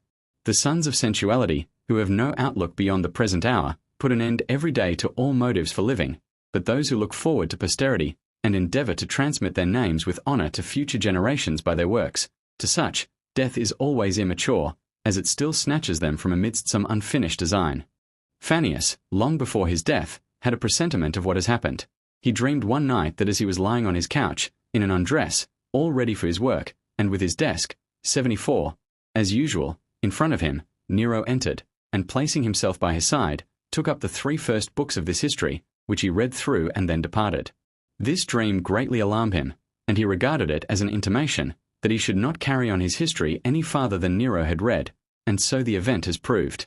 I cannot reflect upon this accident without lamenting that he was prevented from accomplishing a work which had cost him so many toilsome vigils, as it suggests to me, at the same time, reflections on my own mortality, and the fate of my writings, and I am persuaded the same apprehensions alarm you for those in which you are at present employed. Let us then, my friend, while life permits, exert all our endeavours, that death, whenever it arrives, may find as little as possible to destroy. Farewell. To Domitius Apollinaris a kind concern you expressed on hearing of my design to pass the summer at my villa in Tuscany, and your obliging endeavours to dissuade me from going to a place which you think unhealthy, are extremely pleasing to me. It is quite true indeed that the air of that part of Tuscany which lies towards the coast is thick and unwholesome, but my house stands at a good distance from the sea, under one of the Apennines which are singularly healthy. But, to relieve you from all anxiety on my account, I will give you a description of the temperature of the climate, the situation of the country, and the beauty of my villa, which, I am persuaded, you will hear with as much pleasure as I shall take in giving it. The air in winter is sharp and frosty, so that myrtles, olives, and trees of that kind which delight in constant warmth, will not flourish here, but the laurel thrives, and is remarkably beautiful, though now and then the cold kills it, though not oftener than it does in the neighbourhood of Rome. The summers are extraordinarily mild, and there is always a refreshing breeze, seldom high winds. This accounts for the number of old men we have about. You would see grandfathers and great-grandfathers of those now grown up to be young men, hear old stories and the dialect of our ancestors, and fancy yourself born in some former age were you to come here. The character of the country is exceedingly beautiful. Picture to yourself an immense amphitheatre, such as nature only could create. Before you lies a broad, extended plain bounded by a range of mountains, whose summits are covered with tall and ancient woods, which are stocked with all kinds of game. The descending slopes of the mountains are planted with underwood, among which are a number of little risings with a rich soil, on which hardly a stone is to be found. In fruitfulness they are quite equal to a valley, and though their harvest is rather later, their crops are just as good. At the foot of these, on the mountain side, the eye, wherever it turns, runs along one unbroken stretch of vineyards terminated by a belt of shrubs. Next you have meadows and the open plain. The arable land is so stiff that it is necessary to go over it 9 times with the biggest oxen and the strongest ploughs. The meadows are bright with flowers, and produce trefoil and other kinds of herbage as fine and tender as if it were but just sprung up, for all the soil is refreshed by never-failing streams. But though there is plenty of water, There are no marshes, for the ground being on a slope, whatever water it receives without absorbing runs off into the Tiber. This river, which winds through the middle of the meadows, is navigable only in the winter and spring, at which seasons it transports the produce of the lands to Rome, but in summer it sinks below its banks, leaving the name of a great river to an almost empty channel. Towards the autumn, however, it begins again to renew its claim to that title. You would be charmed by taking a view of this country from the top of one of our neighboring mountains, and would fancy that not a real, but some imaginary landscape, painted by the most exquisite pencil, lay before you. Such an harmonious variety of beautiful objects meets the eye, whichever way it turns. My house, although at the foot of a hill, commands as good a view as if it stood on its brow, yet you approach by so gentle and gradual a rise that you find yourself on high ground without perceiving you have been making an ascent. Behind, but at a great distance, is the Apennine range. In the calmest days we get cool breezes from that quarter, not sharp and cutting at all, being spent and broken by the long distance they have travelled. The greater part of the house has a southern aspect, and seems to invite the afternoon sun in summer, but rather earlier in the winter, into a broad and proportionately long portico, consisting of several rooms, particularly a court of antique fashion. In front of the portico is a sort of terrace, edged with box and shrubs cut into different shapes. You descend, from the terrace, by an easy slope adorned with the figures of animals and box, facing each other, to a lawn overspread with the soft, I had almost said the liquid, acanthus. This is surrounded by a walk enclosed with evergreens, shaped into a variety of forms.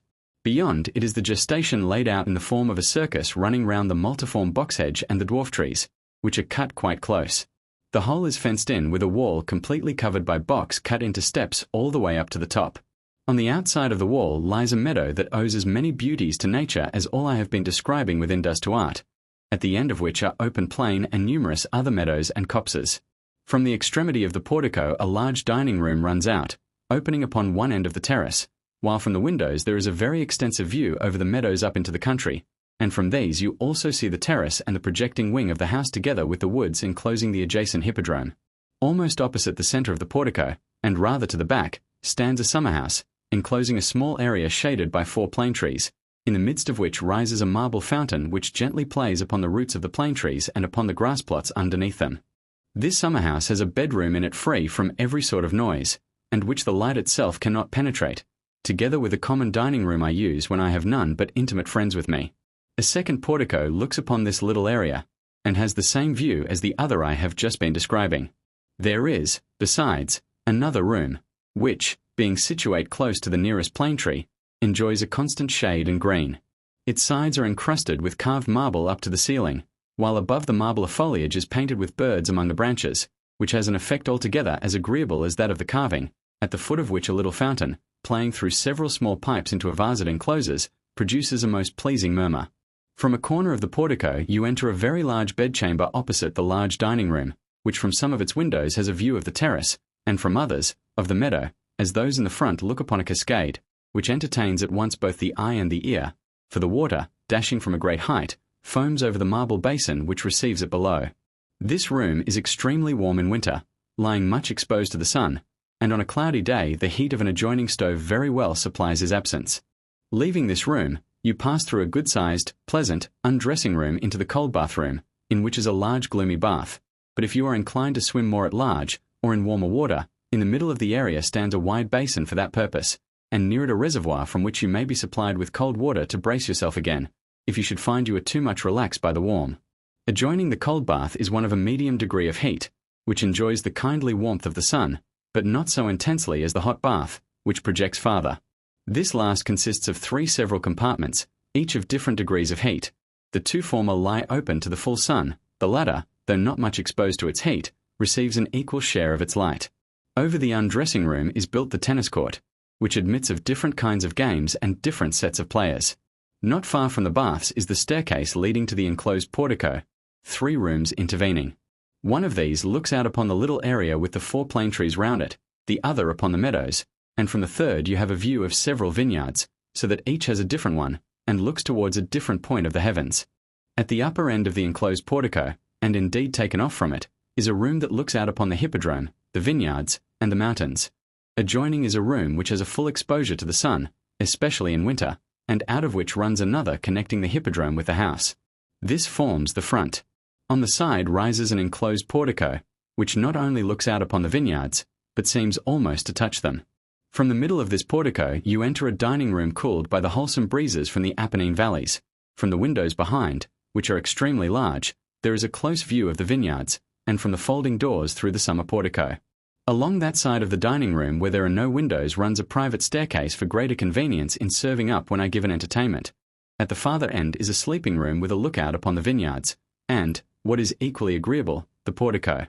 Underneath this room is an enclosed portico resembling a grotto, which, enjoying in the midst of summer heats its own natural coolness, neither admits nor wants external air.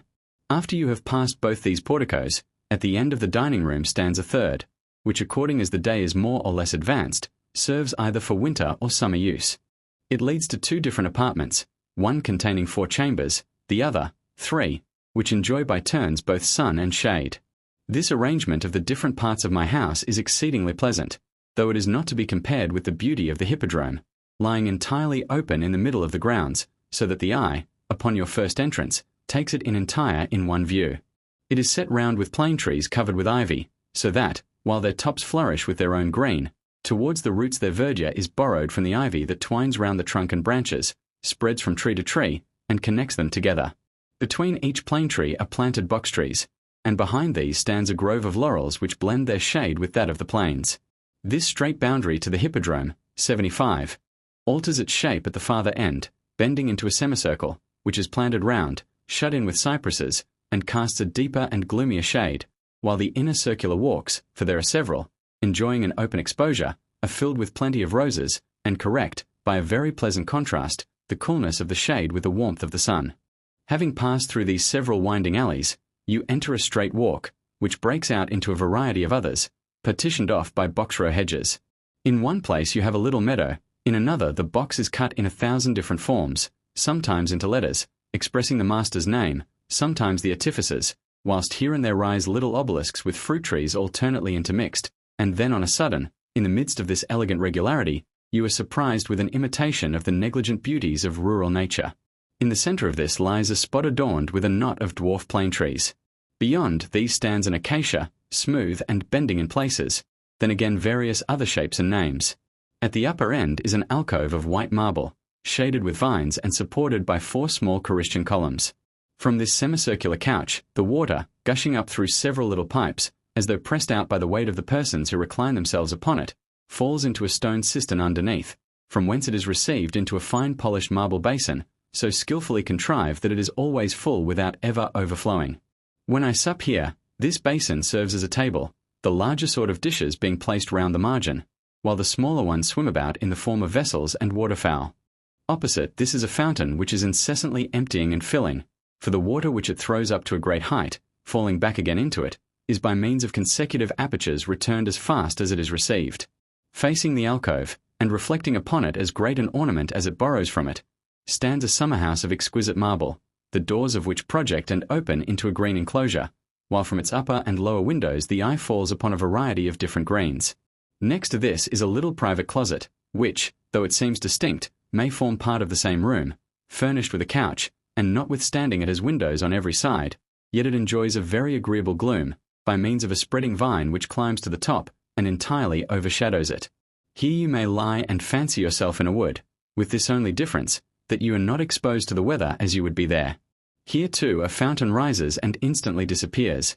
Several marble seats are set in different places, which are as pleasant as the summer-house itself after one is tired out with walking.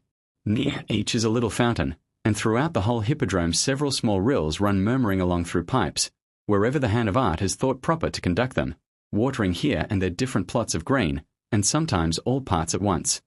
I should have ended before now, for fear of being too chatty, had I not proposed in this letter to lead you into every corner of my house and gardens. Nor did I apprehend your thinking it a trouble to read the description of a place which I feel sure would please you were you to see it, especially as you can stop just when you please, and by throwing aside my letter, sit down as it were, and give yourself a rest as often as you think proper. Besides, I gave my little passion indulgence, for I have a passion for what I have built, or finished, myself. In a word, for why should I conceal from my friend either my deliberate opinion or my prejudice? I look upon it as the first duty of every writer to frequently glance over his title page and consider well the subject he has proposed to himself, and he may be sure, if he dwells on his subject, he cannot justly be thought tedious, whereas if, on the contrary, he introduces and drags in anything irrelevant, he will be thought exceedingly so. Homer, you know, has employed many verses in the description of the arms of Achilles, as Virgil has also in those of Aeneas, yet neither of them is prolix, because they each keep within the limits of their original design. Aratus, you observe, is not considered too circumstantial, though he traces and enumerates the minutest stars, for he does not go out of his way for that purpose, but only follows where his subject leads him. In the same way, to compare small things with great, so long as, in endeavouring to give you an idea of my house, I have not introduced anything irrelevant or superfluous, it is not my letter which describes, but my villa which is described, that is to be considered large. But to return to where I began, lest I should justly be condemned by my own law, if I continue longer in this digression, you see now the reasons why I prefer my Tuscan villa to those which I possess at Tusculum, Tiber, and Praenest. 76. Besides the advantages already mentioned, I enjoy here a cozier, more profound and undisturbed retirement than anywhere else, as I am at a greater distance from the business of the town and the interruption of troublesome clients. All is calm and composed, which circumstances contribute no less than its clear air and unclouded sky to that health of body and mind I particularly enjoy in this place, both of which I keep in full swing by study and hunting. And indeed there is no place which agrees better with my family, at least I am sure I have not yet lost one, may the expression be allowed. 77. Of all those I brought here with me. And may the gods continue that happiness to me, and that honour to my villa. Farewell. To Calvisius it is certain the law does not allow a corporate city to inherit any estate by will, or to receive a legacy. Saturninus, however, who has appointed me his heir, had left a fourth part of his estate to our corporation of Comum. Afterwards, instead of a fourth part, he bequeathed 400,000 sesterces. 78. This bequest, in the eye of the law, is null and void, but, considered as the clear and express will of the deceased, ought to stand firm and valid.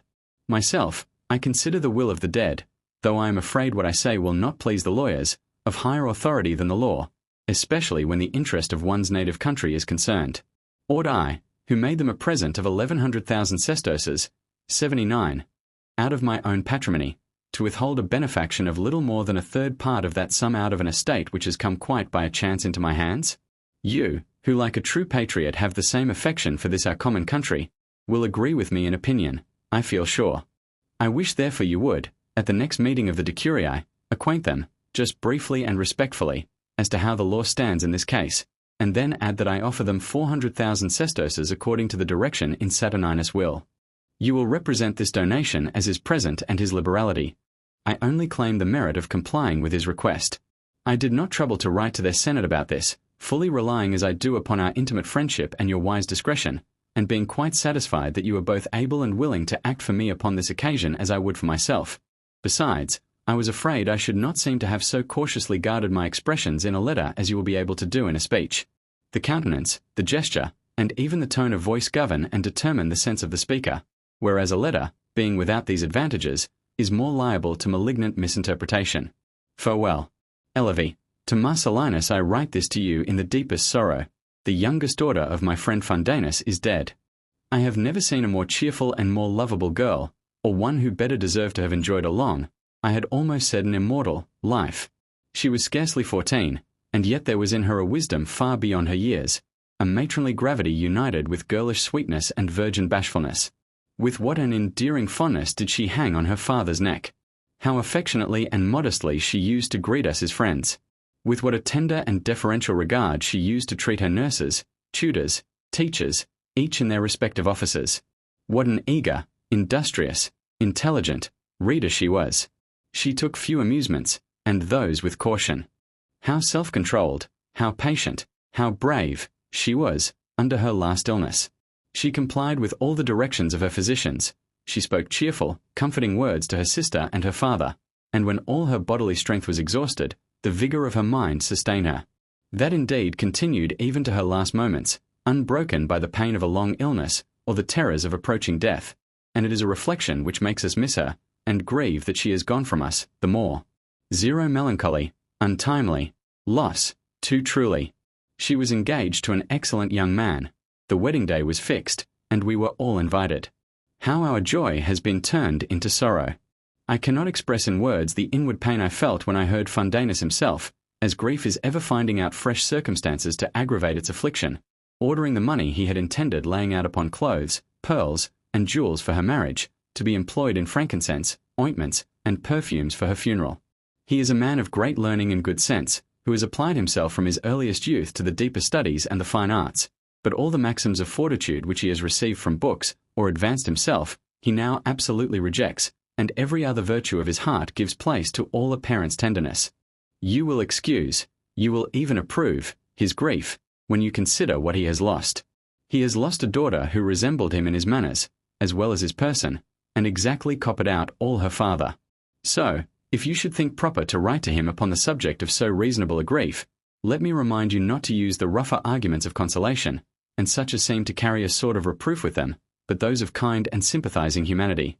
Time will render him more open to the dictates of reason, for as a fresh wound shrinks back from the hand of the surgeon, but by degrees submits to, and even seeks of its own accord the means of its cure, so a mind under the first impression of a misfortune shuns and rejects all consolations, but at length desires and is lulled by their gentle application. Farewell. L.V. To Spurina, knowing, as I do, how much you admire the polite arts, and what satisfaction you take in seeing young men of quality pursue the steps of their ancestors, I seize this earliest opportunity of informing you that I went today to hear Calpurnius Piso read a beautiful and scholarly production of his, entitled The Sports of Love. His numbers, which were elegiac, were tender, sweet, and flowing, at the same time that they occasionally rose to all the sublimity of diction which the nature of his subject required. He varied his style from the lofty to the simple, from the close to the copious, from the grave to the florid, with equal genius and judgment. These beauties were further recommended by a most harmonious voice, which a very becoming modesty rendered still more pleasing. A confusion and concern in the countenance of a speaker imparts a grace to all he utters. For diffidence, I know not how, is infinitely more engaging than assurance and self-sufficiency. I might mention several other circumstances to his advantage, which I am the more inclined to point out, as they are exceedingly striking in one of his age, and are most uncommon in a youth of his quality, but not to enter into a farther detail of his merit. I will only add that, when he had finished his poem, I embraced him very heartily, and being persuaded that nothing is a greater encouragement than applause, I exhorted him to go on as he had begun, and to shine out to posterity with the same glorious lustre, which was reflected upon him from his ancestors. I congratulated his excellent mother, and particularly his brother, who gained as much honour by the generous affection he manifested upon this occasion as Calpurnius did by his eloquence. So remarkable a solicitude he showed for him when he began to recite his poem, and so much pleasure in his success. May the gods grant me frequent occasions of giving you accounts of this nature, for I have a partiality to the age in which I live, and should rejoice to find it not barren of merit. I ardently wish, therefore, our young men of quality would have something else to show of honourable memorial in their houses than the images, 80, of their ancestors.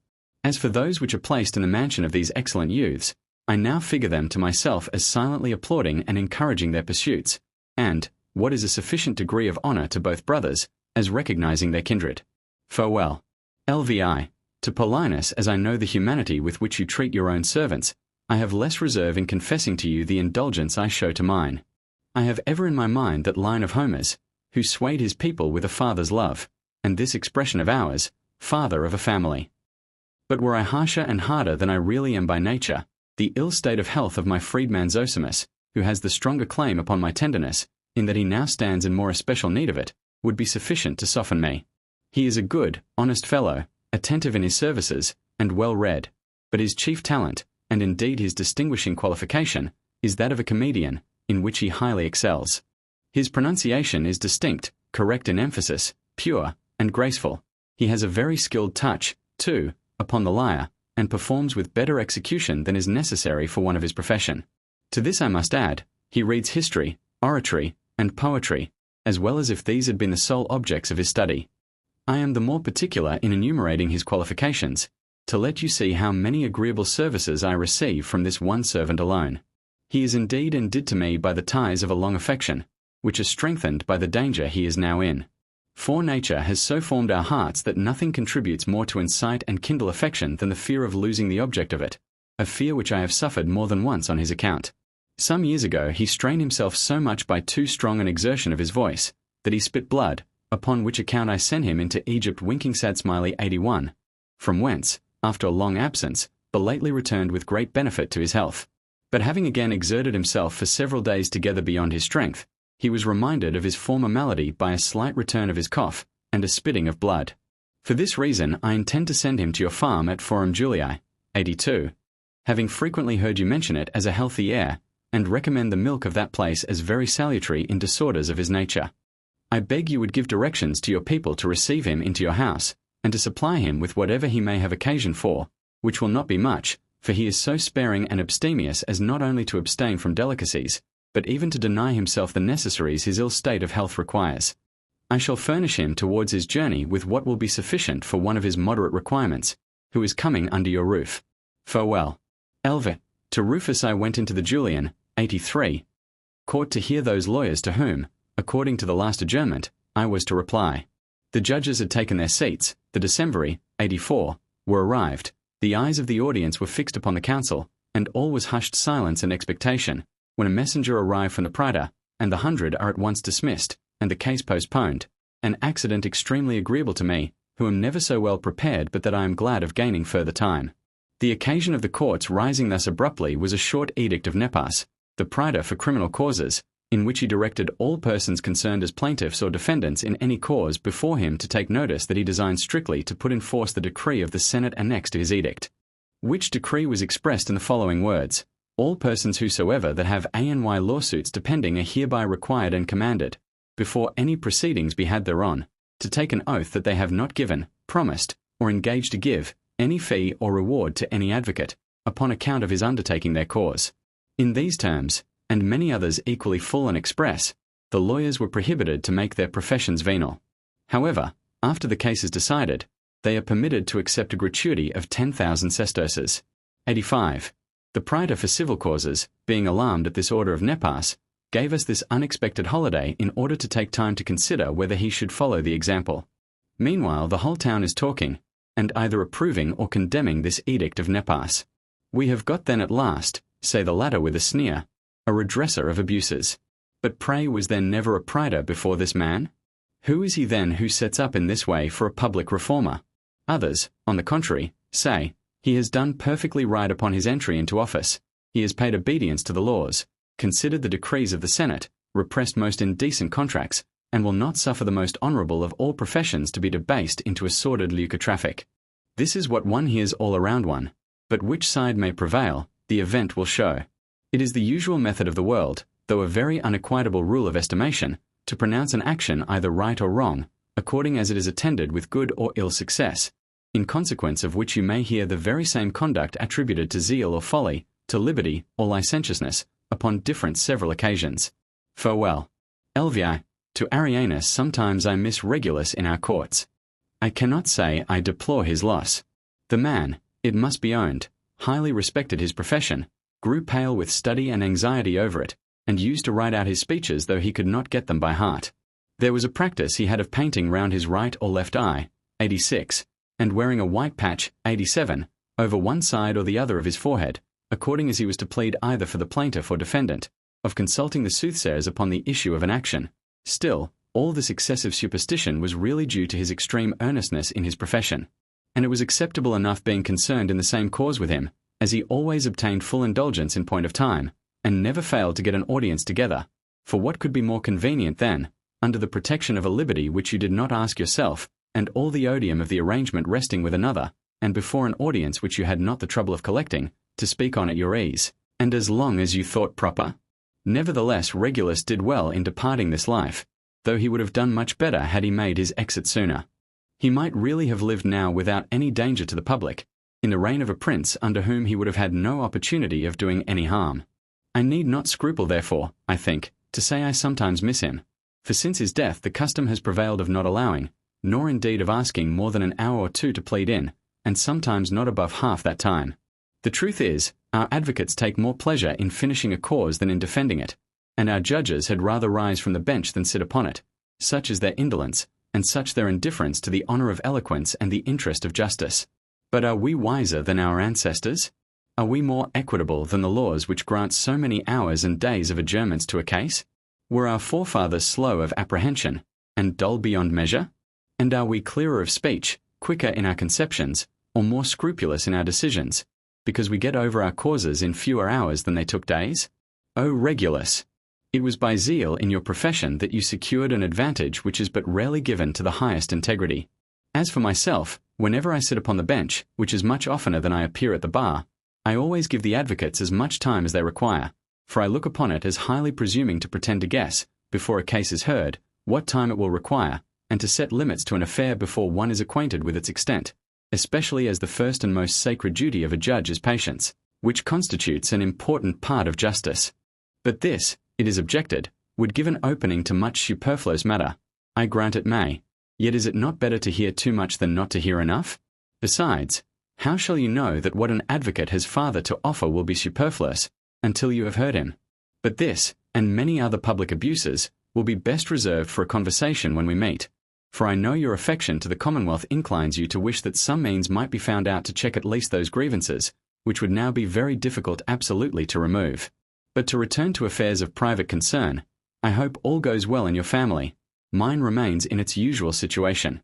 The good which I enjoy grows more acceptable to me by its continuance, as habit renders me less sensible of the evils I suffer.